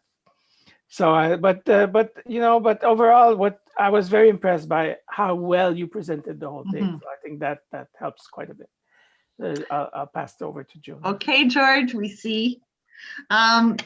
So to build on what both judges have said, a recommendation I would have in when you're trying to either cost something out or propose a solution is, as a sanity check, just put yourself in the shoes of, if you had to execute the thing you are telling your customer, what would you do? So you're going to buy a software, okay, to do in-house. Well, what would be your next step? Develop it. Can you develop it? No. Oh, that means I probably need to have a resource. Or we have all these equipment, these chairs, this whatever. Okay, I'm recommending that we get a storage container. Cool. If I was the restaurant owner, where am I going to put that storage container, and how am I going to quickly access it if there's usually a kitchen in between, or am I going to put it at the front door? Like, I don't understand. If put yourself in the shoes of the person actually who would have to execute it. Or if it was your boss who said, cool, our consultant said to do this, go figure it out. What would be your next steps? And if your next steps say, oh, I don't think I could do this, it's probably a red flag that your client won't be able to do it either, right? Or the obstacles that you face would be the obstacles that your client would face. And that could help with some of these high-level sanity checks that have been discussed. And it's an easy way to catch it, and it's an easy best practice that you could roll out in other cases. The other more, I guess, technical feedback that I'd like to give is the revenue slides and the cost slides, which, by the way, very well presented. I like the orange, easy to follow, right? So even though they were slightly denser financial slides, they were quite easy to follow and neat. And I appreciate the care in laying out the assumptions so that we could follow and get to the end numbers. So that was very well done. However, when calculating a revenue increase, even though what you did was great to understand the overall max available, I guess, revenue increase, whatever you're proposing to a customer must be driven by the actions the customer themselves will be taking, right? So the 300 or $500,000 increased revenue that you're proposing, yes, that's the available like slice of pie that we think Workden, or you think Workden could capture. However, the act of capturing is always necessarily driven, in this case, by subscriptions and number of transactions. So both calculations are necessary. The top down to get an extent of the available pie that you're going to capture, but then always bring it back to what are the transactions of the drivers that the company themselves is going to be taking, and what does that mean? In this case, to get $300,000, how many subscriptions is that? And if that number, once you bring it down to $99 or $10 or whatever it is, right, that would be, again, a sanity check of, do we think our proposed solution is actually going to increase in volume similar to the number of transactions that we are required to get that end goal? If the two numbers talk to each other, beautiful. That means you have a solid solution. If they don't, double check what something. It's probably an easy fix, but it is a more compelling story. So from a financial, talking about increasing revenues, best practice to do that. But again, because you laid it out very clearly, it was easy to understand how you got to that number. And even though we would have wanted a different approach, there was no ambiguity because you laid it out clearly. So that was really good. My main feedback. The two judges went mute. No, we are speechless. We're speechless. You covered it all. All right. Well, thank you very much, judges, for your feedback. Thank you very much, team, for. Admin left. Stop. Okay. A minute. Okay. Yes, I forgot. I meant to say this. Instead of spending so much time about talking about your target customer, right? Also make sure that in your workspace when you're preparing, do as much time making sure that you have fully understood who your target client is, you as consultants to your client, right? So if you're putting yourselves in the shoes of whatever it was, Melanie, Marissa, I forget, the millennial who's in a studio, right? And that's great, and you understand what she wants. Make sure that Stephen, the CEO, right? If you're putting yourself in his shoes where he has to execute your plan, it'll help a lot. I'm not even joking. I said this implementation plan, imagine if you get it. Seriously, that's more important. I get that everyone wants to hear about the target customer, but if you skip that in your slides and take that time, making sure that you've put yourself in the shoes of the client that you're trying to pitch to, it's going to pay off. But it was good. You did a really good job. Okay, let's leave on a positive note. You did a good job. It was a good presentation. My judges tell me I give harsh feedback. That's why. We're trying to end on a positive note. All right. So thank you. Any more, Jude? No, I'm done. Awesome. Well, thank you, judges. Thank you, team. Thank you very much. Thank you. Have a good week, team. Good luck. Thank you. Thank you. Thanks to all the judges. And thanks for the feedback. It's very helpful. Good evening.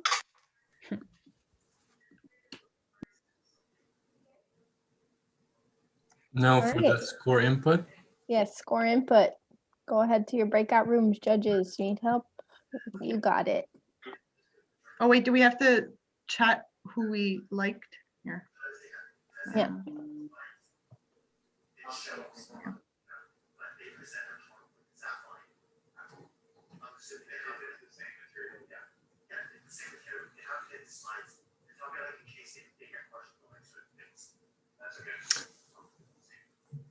Am I going to join the input room as well? No, we will wait until there's somebody in the waiting room and then you could go get them and be like, hey, everybody, da, da, da. But I don't think you need to. Sounds good. Let me know when. Cool.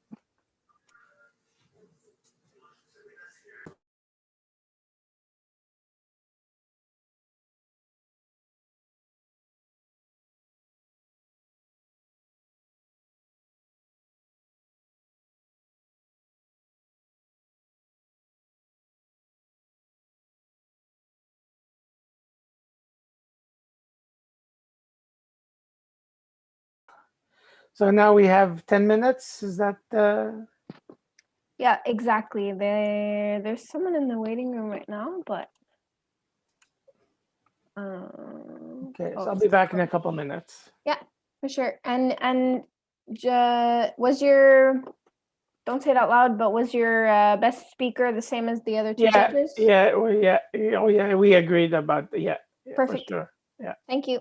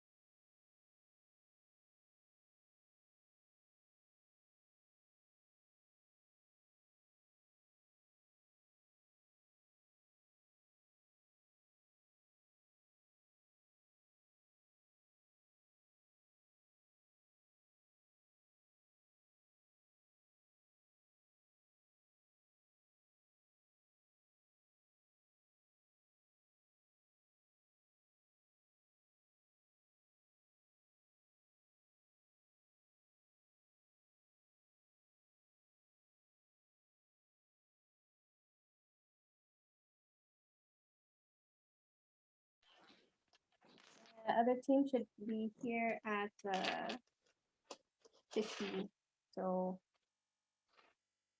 you're on mute. I don't use Zoom for work, so I'm not used to the default every time you exit a breakout room, it goes back to mute. Yeah. Mark said he was just taking a break for a minute.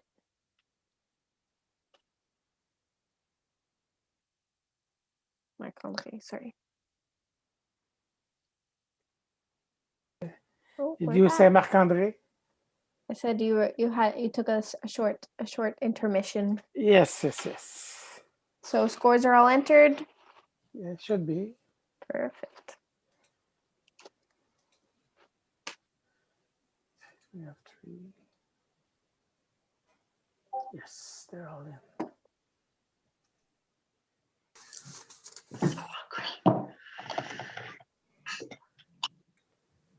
You okay, June? Starving.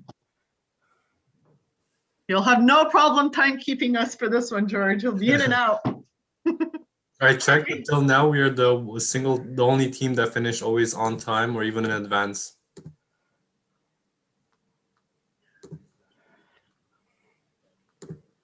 Yeah, We like that. We like that. We like that. Yeah. I suppose you guys are done for the day after this, right? No, I have a Not for mini me. cat. Not me, no. You have another class, Sally? No, I have an exam tomorrow. I have to set Oh. it up.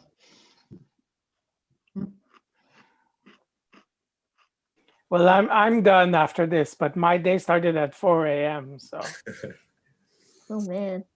yeah, I have 2 full-time jobs. So I have a Desjardins and I have Concordia. Now I teach 6 classes, so that's like a full load. 6 is a full load, yeah. Oh yeah. More than full load, yeah. Yeah, but not 6 classes this semester. Yeah, 6 a 6 year. classes per year. Yeah. No, it's full load, almost full load. Yeah. Well, I you just guys work in at industry. 7. Yeah, but you do consulting work, right? No, That's I work fine. for a company, and the myth of okay. in industry you work less, that's a lie. That is such a lie in industry. I finished at midnight yesterday. Really? Oh, Yeah, it but- depends. Yeah, it Yeah, depends it's who and it depends at what level and If there's a pandemic, the economy's collapsing. what company do you work for, June?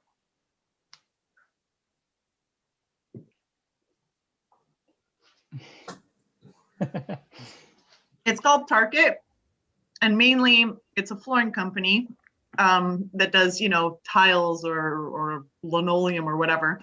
But I work for mainly for the sporting division. So we do artificial turf, the tracks around a field, gymnasiums. We did Concordia's football fields. We did the Alouettes football fields, the New England Patriots football fields. Paris Saint-Germain is on one of our fields. So we do like big athletics. So it's still sports surfaces, right? It's a form of flooring, but it's obviously the coolest form of flooring, like, let's be honest. And it's surprisingly, well, it's very competitive and working a lot in an American market. So with everything going on, be it the pandemic or the elections, or that in general, it's a very litigious environment, it poses a lot of challenges. And there's a lot of innovation that goes with it. You wouldn't think, but there is a ton of innovation that goes with these products, including trying to find a way to make a product that's fundamentally based on rubber, more sustainable, including, because the field lasts 10 years. So at the end of the year, at 10 of the years, it's everything, buoyancy, the firmness of the plot of land affects the trajectory of the balls, right? And so for these big fields, you got to make sure that the New England's Patriots, they might put less air in their footballs, but other than that, I was just thinking that. Right? Like there's performance specs that need to happen. So at the end of the years, you got to replace a field. But how to do that? If in ideal way, you would sort through all the stuff, be able to melt it, reuse it. Like, how do we avoid it going to the landfill? is the new challenge, and there's tons of stuff going on, and then competitive silliness and whatever. You sound very excited about it. Yeah, I mean, it's sort of sporting, right? So even though it's basically construction manufacturing, we get very competitive. People care too much. And yeah. And you said Target, like the store Target? No, Target with a K, K-E-T-T. K-E-T, okay. I was Googling it. Yeah, it's a French company, mid-sized. It's fun. It's like big enough to, we're on French with K? With K, yeah, it's a K, obviously. Not Q? No. Oh, you know, it's fun because it's on the French stock exchange, so it's big enough that we're public, but we're not on an American stock exchange, which comes with all the regulations. Not the biggest player, but not the smallest player. So there's a lot about it that make it interesting. And nerdy. We like nerdy. Yeah. All right, so the 4 members of the team and the coach are here. So don't tell us where they're from. They're not from anywhere. No, but I could guess the previous one. I could guess because that's a pattern that they use for the names. Fun. Okay, so do I let them in? We ready? Yes, let's go. Awesome.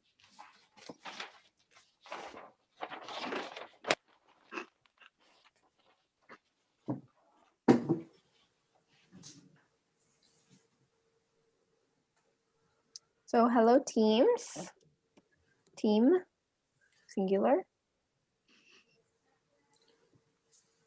Who will be sharing their screen today? It'll be Marcus. I will. Sounds good. We see it, perfect.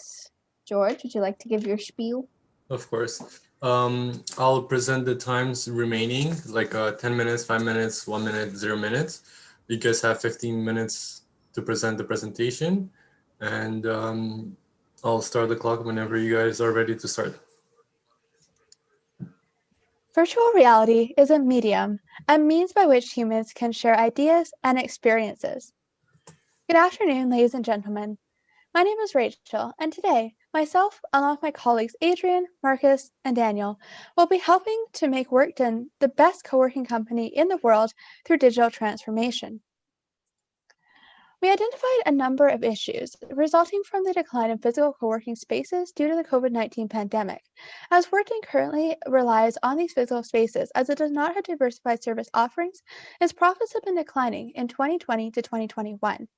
So the problem that we want to address today is how can we evolve and diversify Workdone service offerings to maximize profitability in 2021 and into the future. Our solution, Workdone VR, is a novel expansion in digital workplaces that allows clients to interact and work in flexible environments. As a result of our strategy, there will be a 12% ROI, 6.5 million NPV, and a 23% increase in customers. Now taking a look at our industry.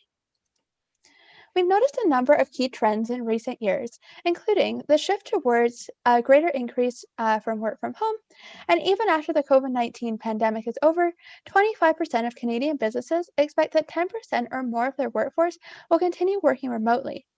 Now looking at some of the VR trends, we've noticed that the VR usage within businesses is forecasted to grow from 829 million in 2018 to 4.26 billion in 2023. These stats all put together indicate that the market for VR integration into workplaces is rapidly growing, and we think that Workdone should take advantage of these trends.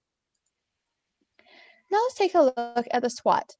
So taking a look at some of the strengths that Workdone currently possesses, we recognize that's a startup culture, meaning that it has a fail fast mindset as well as wanting to be a first mover. It also values creativity and innovation and is willing to take risks. Additionally, there's very little debt. Some of the opportunities are to continue expanding within the co-working industry, as this is very much growing. Additionally, the VR integration in workplaces is also a growing industry that we can definitely tap into. Additionally, there's an opportunity to expand internationally through a virtual platform, as well as to increase B2C sales through a digital transformation. Some of the weaknesses of the company are that there is no formal quality control process in place, which means that it doesn't necessarily guarantee that what's advertised is what will be delivered. Additionally, it has a very low digital presence and it does not have an app. As a result, it is highly reliant on these physical spaces. But one of the threats is that the COVID-19 restrictions have been decreasing traffic to in-person workplaces. So we recognize that that is a key issue. Since Work does not have that diversified service offering, its profits have been declining due to the people not being able to, or not wanting to, or not feeling safe going to physical workplaces. So our objectives with our solution today are digital transformation to diversify their product offerings, as well as to increase their revenue base through this diversification and digitization. Now Adrian will explain some of the alternatives to meet these objectives. Thank you, Rachel. As discussed by my colleague, in looking at alternative solutions, we first need to look at what Workden is providing right now. Workden provides low-cost turnkey solutions to convert their locations into vibrant, productive workplaces. In developing a solution, it is important that we emphasize a solution that allows Workden to be less expensive than its competitors and develop its brand with their work environment. In addition, we need to implement private workplaces and follow Workden's philosophy to maximize comfort. Given the current implementation, Workden currently retrofits the locations and other amenities in approximately 5 to 10 minutes. And while this solution provides flexible workplace environments, this process is not cost-effective and is harder to ensure privacy for clients such as lawyers or financial advisors. Our ideation brings forth research into digital workplaces, which will allow better flexibility in providing private spaces, be more cost-effective, and allow customizable and flexible work environments. To discuss more about our solution, I'll be handing this off to Daniel. Thanks, Adrian. The definition of a workplace has drastically and dramatically transformed in recent decades and years. They are no longer a stationary physical space, an office or a desk, rather a mobile and fluidly redefining way of work. So how does Workden adapt and succeed in an ever-evolving space, complemented by complex technologies? Workden finds and curates productive workspace communities, provided flexible and comfortable options to consumers while harnessing environmental impacts by repurposing urban real estate. However, current offerings fall short to provide rigorous options for customers. Restricted by physical locations, they are rigid and difficult to scale, while extremely sensitive to market environmental change. Their technology is confusing and lack intuitive and simple ways to access their services. As well, they lack privacy and security, valued by professionals regardless of their profession. Therefore, solutions must strive to diversify their platforms, encompassing both physical and digital offerings, create intuitive ways to guide customers' user experience, and ensure privacy and security needs are addressed when needed. Of course, we retain Workden's utmost passion for their philosophy. So what do? We redefine Workden's digital practice with virtual reality technology. Let's first introduce Workden app, the central point in communication for both physical and digital workplaces. With an intuitive design, you can explore all the core Workden offerings, from locations, events, to the points and reward system, which we'll touch on later. Through this simple and easily navigable app, you can fluidly explore, schedule, and purchase services. In addition, it enables easy differentiation between physical and digital workplaces, allowing to access to Workden VR rooms seen on the right. As you can see, your team is in Scrum 1, waiting for you to arrive. Accompanying Workden app's intuitive interface is Workden VR, a branded Oculus Go headset widely acknowledged for being simple, comfortable, and versatile, allowing customers to immerse themselves into a deep digital environment while stimulating physical properties allows for immense capabilities both in traditional and contemporary environments. From writing on a whiteboard, creating a product mockup, to casually drinking coffee with your team, Workden app and Workden VR allows for seamless integration of technologies. This is a flexible tool combined with Workden technology, which can elevate workplaces and diversify workplace offerings. Nonetheless, it is a traditional technology elevated, allowing access to your desktop, answer emails, message colleagues on Slack, to making 3 product mockups in one. Meet Joe, a passionate 26-year-old working at a biotech startup in Montreal.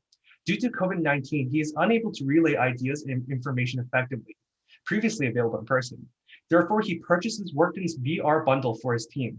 Now able to perform work remotely in a physical space, his team can begin to innovate as they used to before. Once finished with his plan, Joe returns to Workden VR, and with the points he has earned, look forward to using it again with his team next week. So what are these points Joe just earned? This is gamification. Incentivizing Workden users to utilize their services, it motivates consistent and long-term engagement.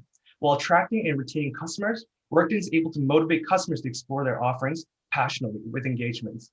Workden will be the foundation of physical and digital workplaces, incentivized by gamification. I'd like to pass it over to Adrian for the product implementation. Thank you, Daniel. In terms of implementation, we need to first look into a distribution strategy. This strategy involves first sourcing the VR headsets, and from there, we'll go into software development into Workden's VR, as Daniel mentioned, and of course, look into his app development. Once both stages are completed, we'll be moving to implement rental services for those that don't have a VR headset, or simply distribute a subscription software for those that already have a VR headset. Both streams will allow continuous revenue streams for Workden, and ultimately, the client will gain access to Workden's flexible and work environment in any location. Diving into the implementation timeline, you can see below that we'll be planning to implement both our marketing and distribution strategies starting 2022. For distribution, we'll be planning to develop Workden's VR software in the first year, and starting 2023, distribute and continuously adapt Workden's VR from 2023 onwards for our clients. For our marketing strategy, we'll be aiming to continuously target our main consumers from present. And once distribution and implementation has occurred for Workden's VR, we'll be implementing and looking into developing a loyalty program, as Daniel and Rachel mentioned, and also looking into online conference programs. For more details regarding the market plan, I'll be handing this off to Rachel. Thanks, Adrian. When taking a look at some of the competitors, we noticed that the markets for physical co-working spaces, video conferencing software, as well as virtual work spaces are quite saturated.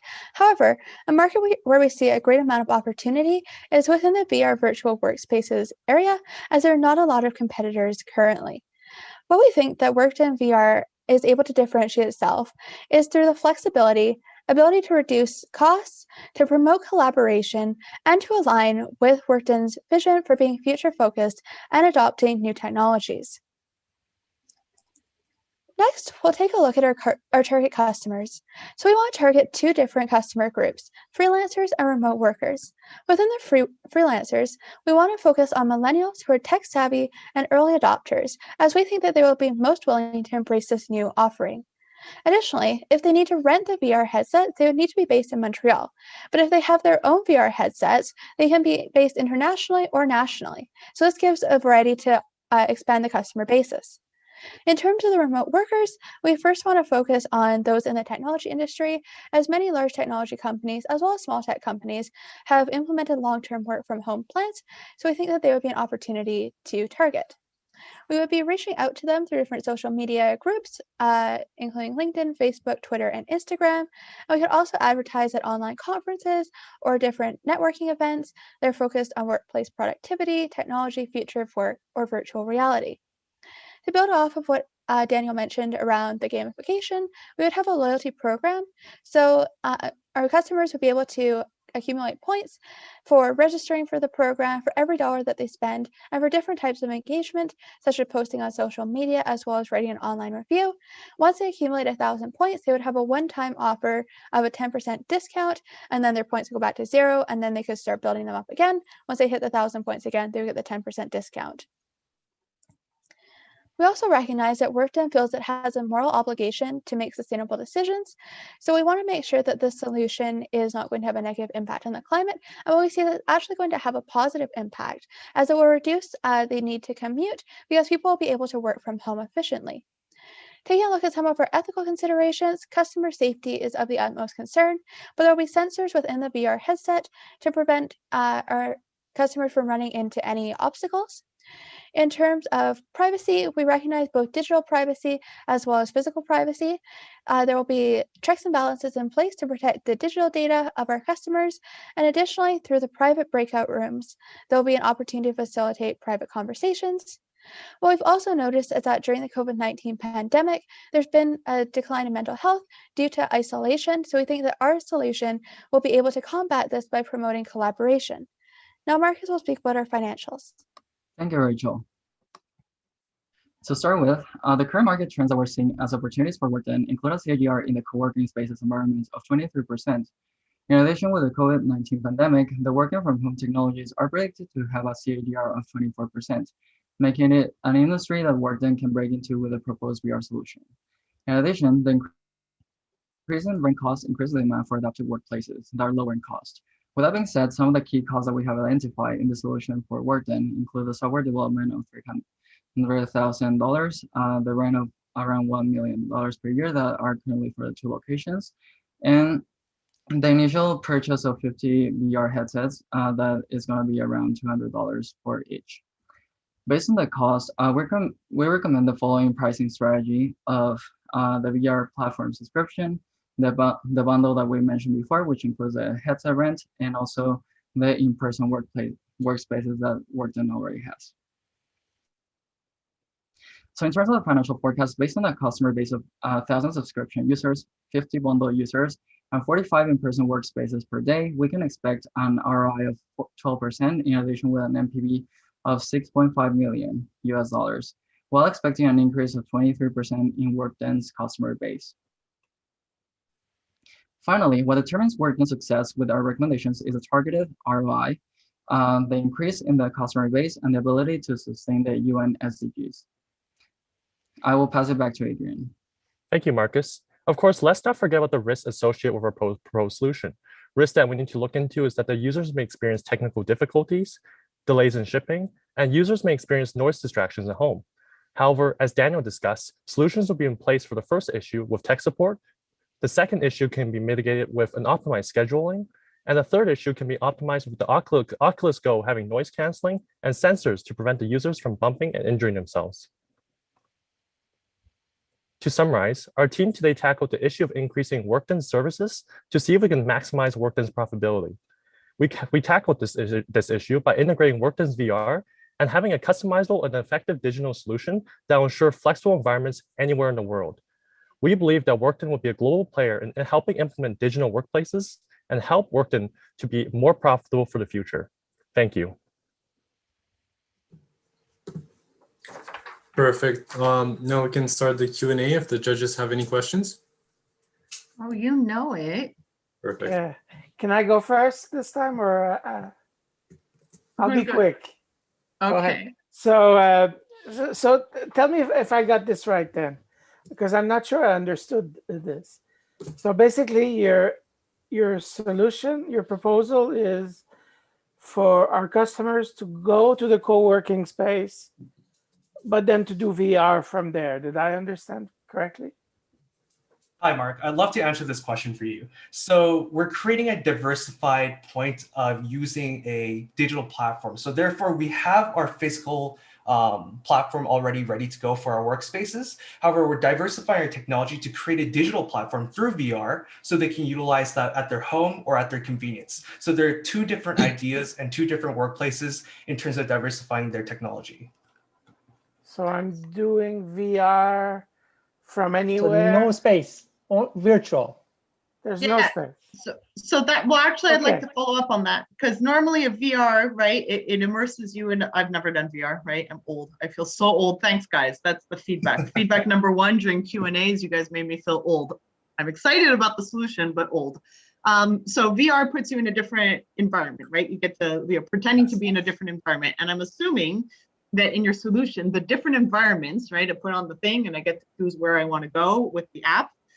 I would be choosing locations that are restaurants that, or whatever, the partners that we could physically go visit, or I could put on the headset and virtually go visit. Is that the correct assumption?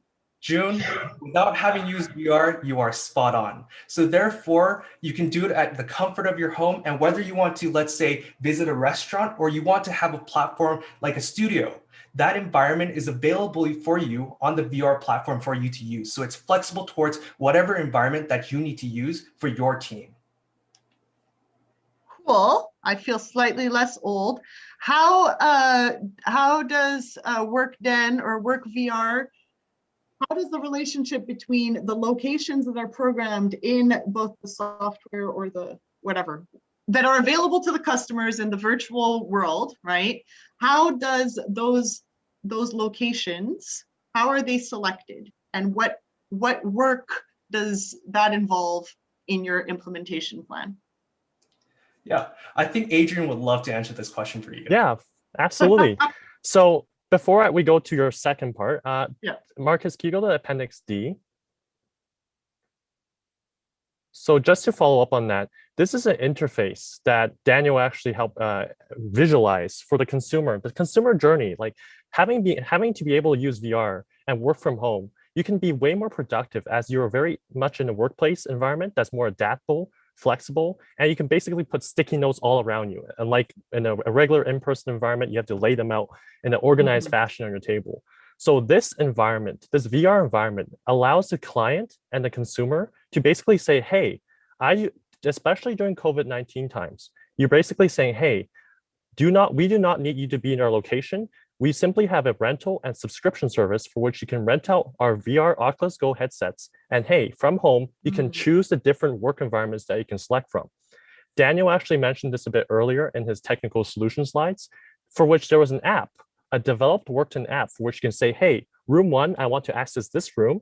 And if it's a private room, it's actually, there's a password protected, it's almost like Zoom.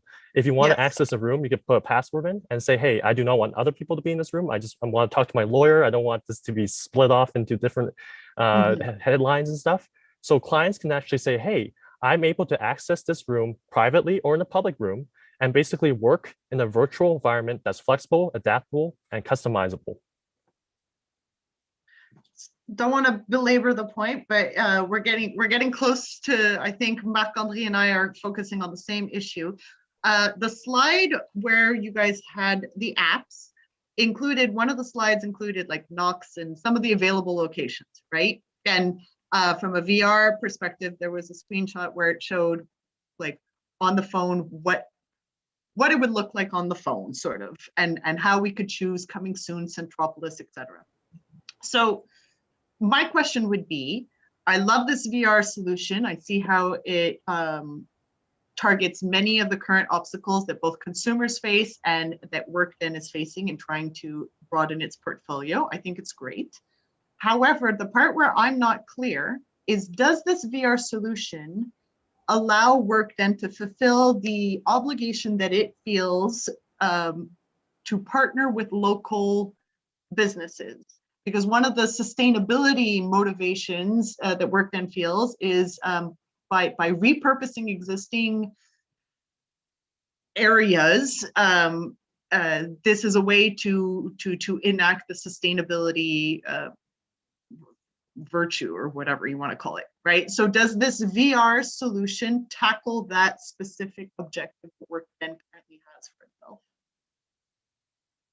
I'm not clear if I'm old and not catching it, or if there is something in the solution that doesn't necessarily address that. Yeah, I'd love to answer that for you, June. Marcus, can we go to the Workden app and software features that June was talking about? It's the one before. Right. Yes, this was the slide. Let's just go through this one by one, right? The left side is the physical locations and the right side is the virtual locations, right? So what we're doing is diversifying Workden's ability to provide virtual or physical locations to customers, right? Therefore, in an environment like COVID-19, due to Workden not being able to secure partnerships with local restaurants, for example, we diversify into software solutions. By no means are we seeing right here, we are no longer partnering and we're just going with software. We're creating a diversified portfolio for Workden to successfully proceed into. Okay, no, I'm good. I don't want to hijack the rest of the Q&A, but that wasn't it. No, well, it was an important understanding of the solution. So thank you. I think that addresses both Marc-André and my concern with this. So now, Ali, take it away. Thank you.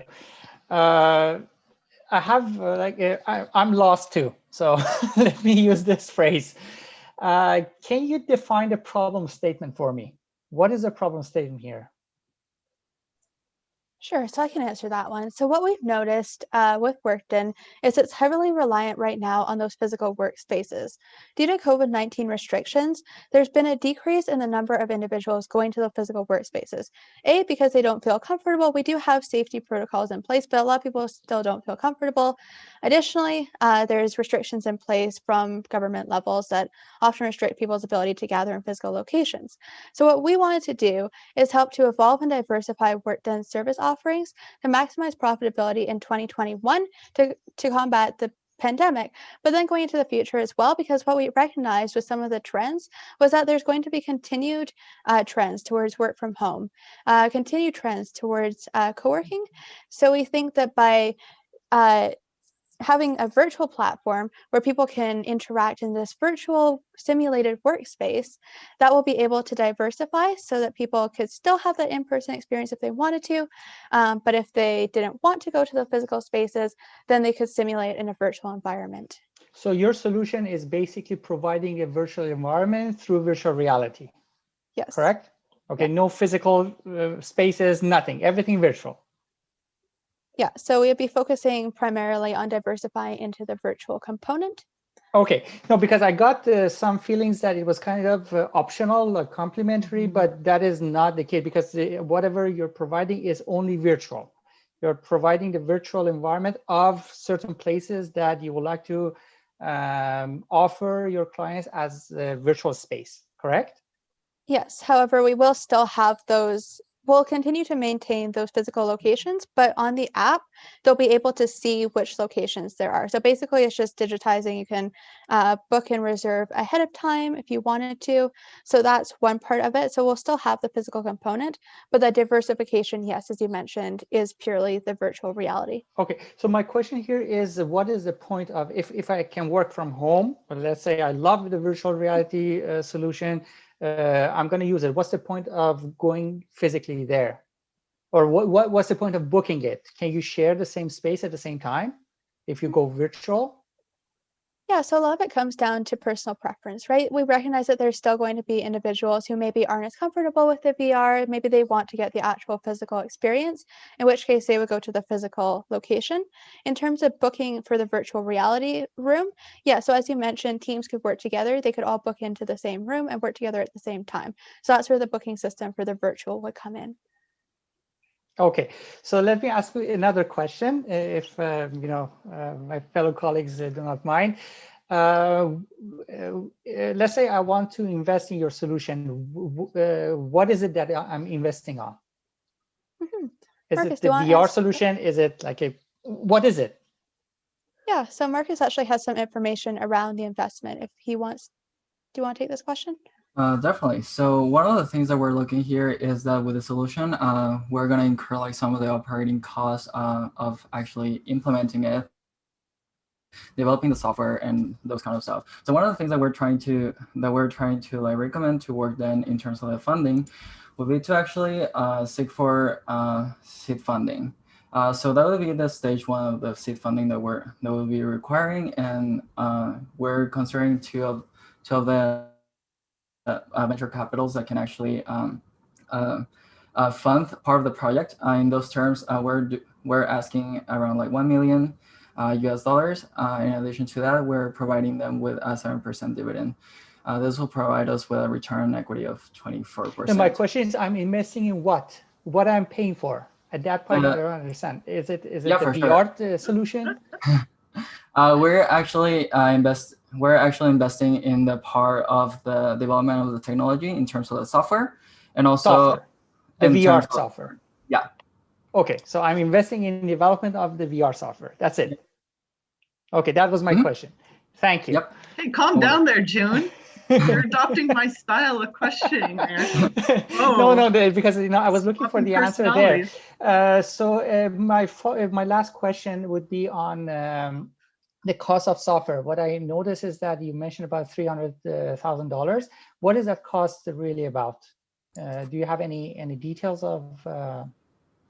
Definitely. So in terms of our pricing analysis, what we went for is actually Workden is a small to medium enterprise in terms of the regional area, and so in those terms, the software development cost that we're considering is at $300,000, which is like the average in between from the $50,000 from the initial development to like maybe it can range up to like $500,000.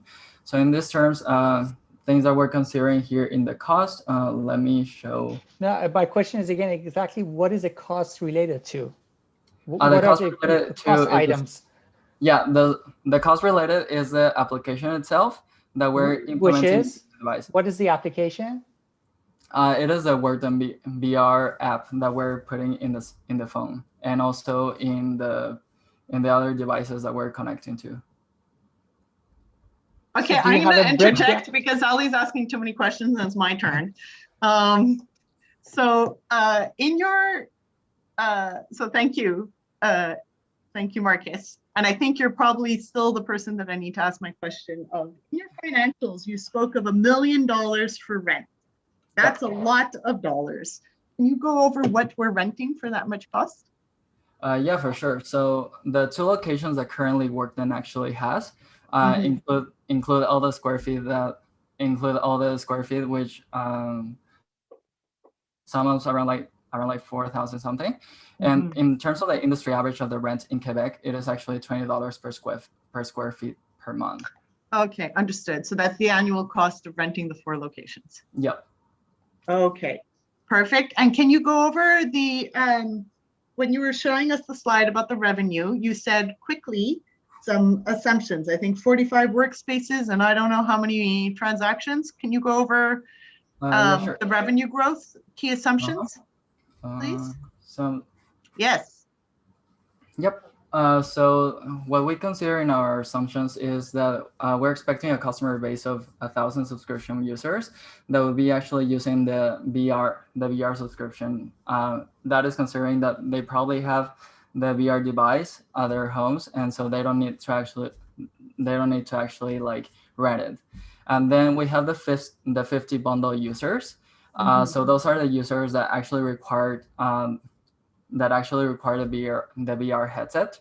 So in those terms, the reason why we're actually setting or topping it up at 50 bundle users is because the initial purchase of the headsets that we're recommending are 50, because we don't know how actually the market is gonna fluctuate in those sense, and we don't actually know how many users would actually need the VR headsets in comparison to actually going into the workspaces. Understood. And then the 45 people that are going in person to the workspaces, the local workspaces, those people are assumed based on the square feet that they actually require. So in the case, it mentions that one person requires at least like 100 square foot to actually work in those kind of workspaces. So just summing all the. We'll have to stop here because we passed the time. Okay. But thank you. I understood. Thank you very much. No worries. George is ruthless with the timekeeping, guys. FYI. All right, so I'm going to be, judges, you can go ahead to your deliberation room for the deliberation period, and the team and the coach Cameron, I would ask you to keep your camera and mic off. I'll send you into the team breakout room so you guys can de-stress for a minute. 10 minutes to be exact.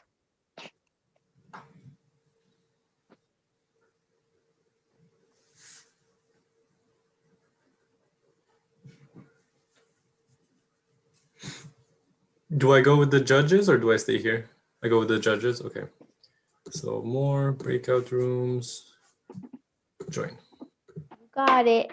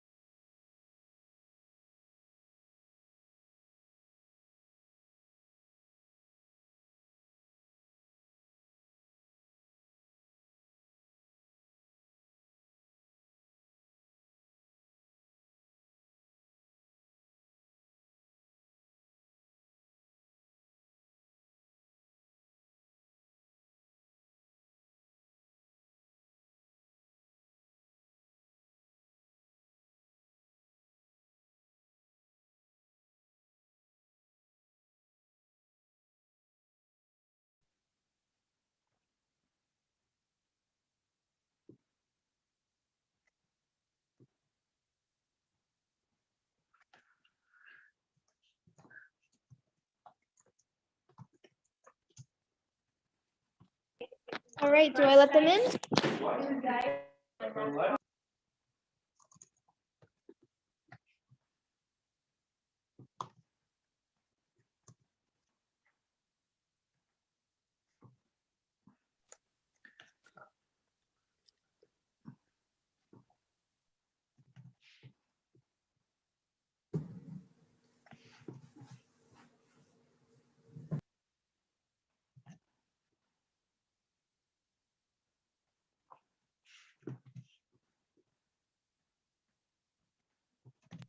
All right, so judges, whenever you're ready, you can start your feedback session. Okay. So I'll start. Thank you very much for the presentation. It was very entertaining. I think this is the second time that I've seen you guys. And again, your visuals are spectacular. Love how you guys manage the appendices at the end. Love also the visuals, you know, the apps and the screenshots and everything. It's very, that's clearly a strength that you guys have because it helps us understand your storytelling. So well done. Bit of housekeeping. Rachel and Marcus, you guys speak a little bit too fast. Run it down sometimes. It's a little bit hard to keep up. I know that there was time considerations, Marcus, and I understand that, but you know, taking a few breathers won't make that much of a difference. You won't miss a slide because you remembered to breathe. Okay. And I say that because then it helps us understand as listeners, we're not frazzled. We can sink in and actually listen to what you have to say. But that's more of a housekeeping thing. That's not the fundamentals.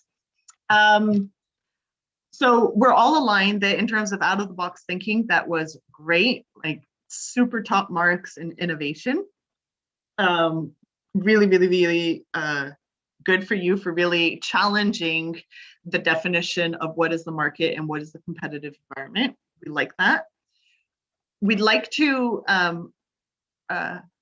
highlight, however, that it is important that your problem definition, you make sure that some of the constraints in the case you balance in your implementation. So there were a few key items that were important to the CEO. One is to avoid debt, right? Which not achieved. And the other one is at least understanding and recognizing that to him, working with the local partnerships was important, right? So those two items could have been incorporated into your solution relatively easily. However, it would have then changed some of your cost structure. So make sure that when you're especially when you're about to think outside of the box, we encourage you to do that. That's really good. But then make sure that there's a coherence between your strong problem identification, because you guys did a good job with that. Absolutely innovative outside thinking. But then make sure that the last part, implementation, which was consistent with your solution, but the gap was some of the constraints you'd identified in the beginning didn't quite flow through to the end. So as a check for yourself, make sure that the problem identification is not just, you know, a key part that you guys have to check off the box. You should make sure that you can identify all of it in your subsequent phases. And if you decide to walk away from one of the items that was in the problem identification, for example, debt, in this case, you could make a pitch of, you know, hey, Mr. CEO, this is the thing that you need to do. And that does mean taking on debt, but then make sure that you're storytelling, you're spending time explaining to the guy why you've decided to walk away from a constraint in the case. Make sure you need to add more storytelling to that, right? Doesn't mean you absolutely stay in the box, but you then have to explain how you're outside of the box, why you think that trade-off is worthwhile to him. But that would be a way to keep your out-of-the-box thinking going forward and, you know, address this issue. There you go. I was trying to be positive. Ali, the judge of all the questions, told me I needed to be more positive, and yet he lets me go first. So there you go. Ali, you're next. Be positive. Huh. The key component of your presentation was out of the box thinking, and it was very innovative presentation, you know, 100%. However, the reason that I asked you about the problem statement question was that unlike what June just mentioned, I'm not too sure if the problem statement was clearly identified. I give you a simple example. I'm going shopping. I would buy some shoes for myself. You see me, okay, here you go. You take this VR gadget, enjoy it. Sure, I love it, but I want shoes. Don't worry about it. Think that you're seeing the shoes. So this, this would be my problem there. And the second feedback that I would like to give you on the cost about the software, that I ask you to give me some details about the software. Of course, we can think of different ranges of different quality of software, but that was not what I was looking for. I was looking for exactly what items you calculated to estimate the cost. For example, you're providing with a VR solution. There's a VR software, there's a VR technology that you're buying. There's a cost associated with digitizing or virtualizing the whole space and everything. I needed to see all the details about those. There's an app that you provided, and some of the requirements was not clear to me. For example, you mentioned that I could physically go there, or I could virtually rent a place.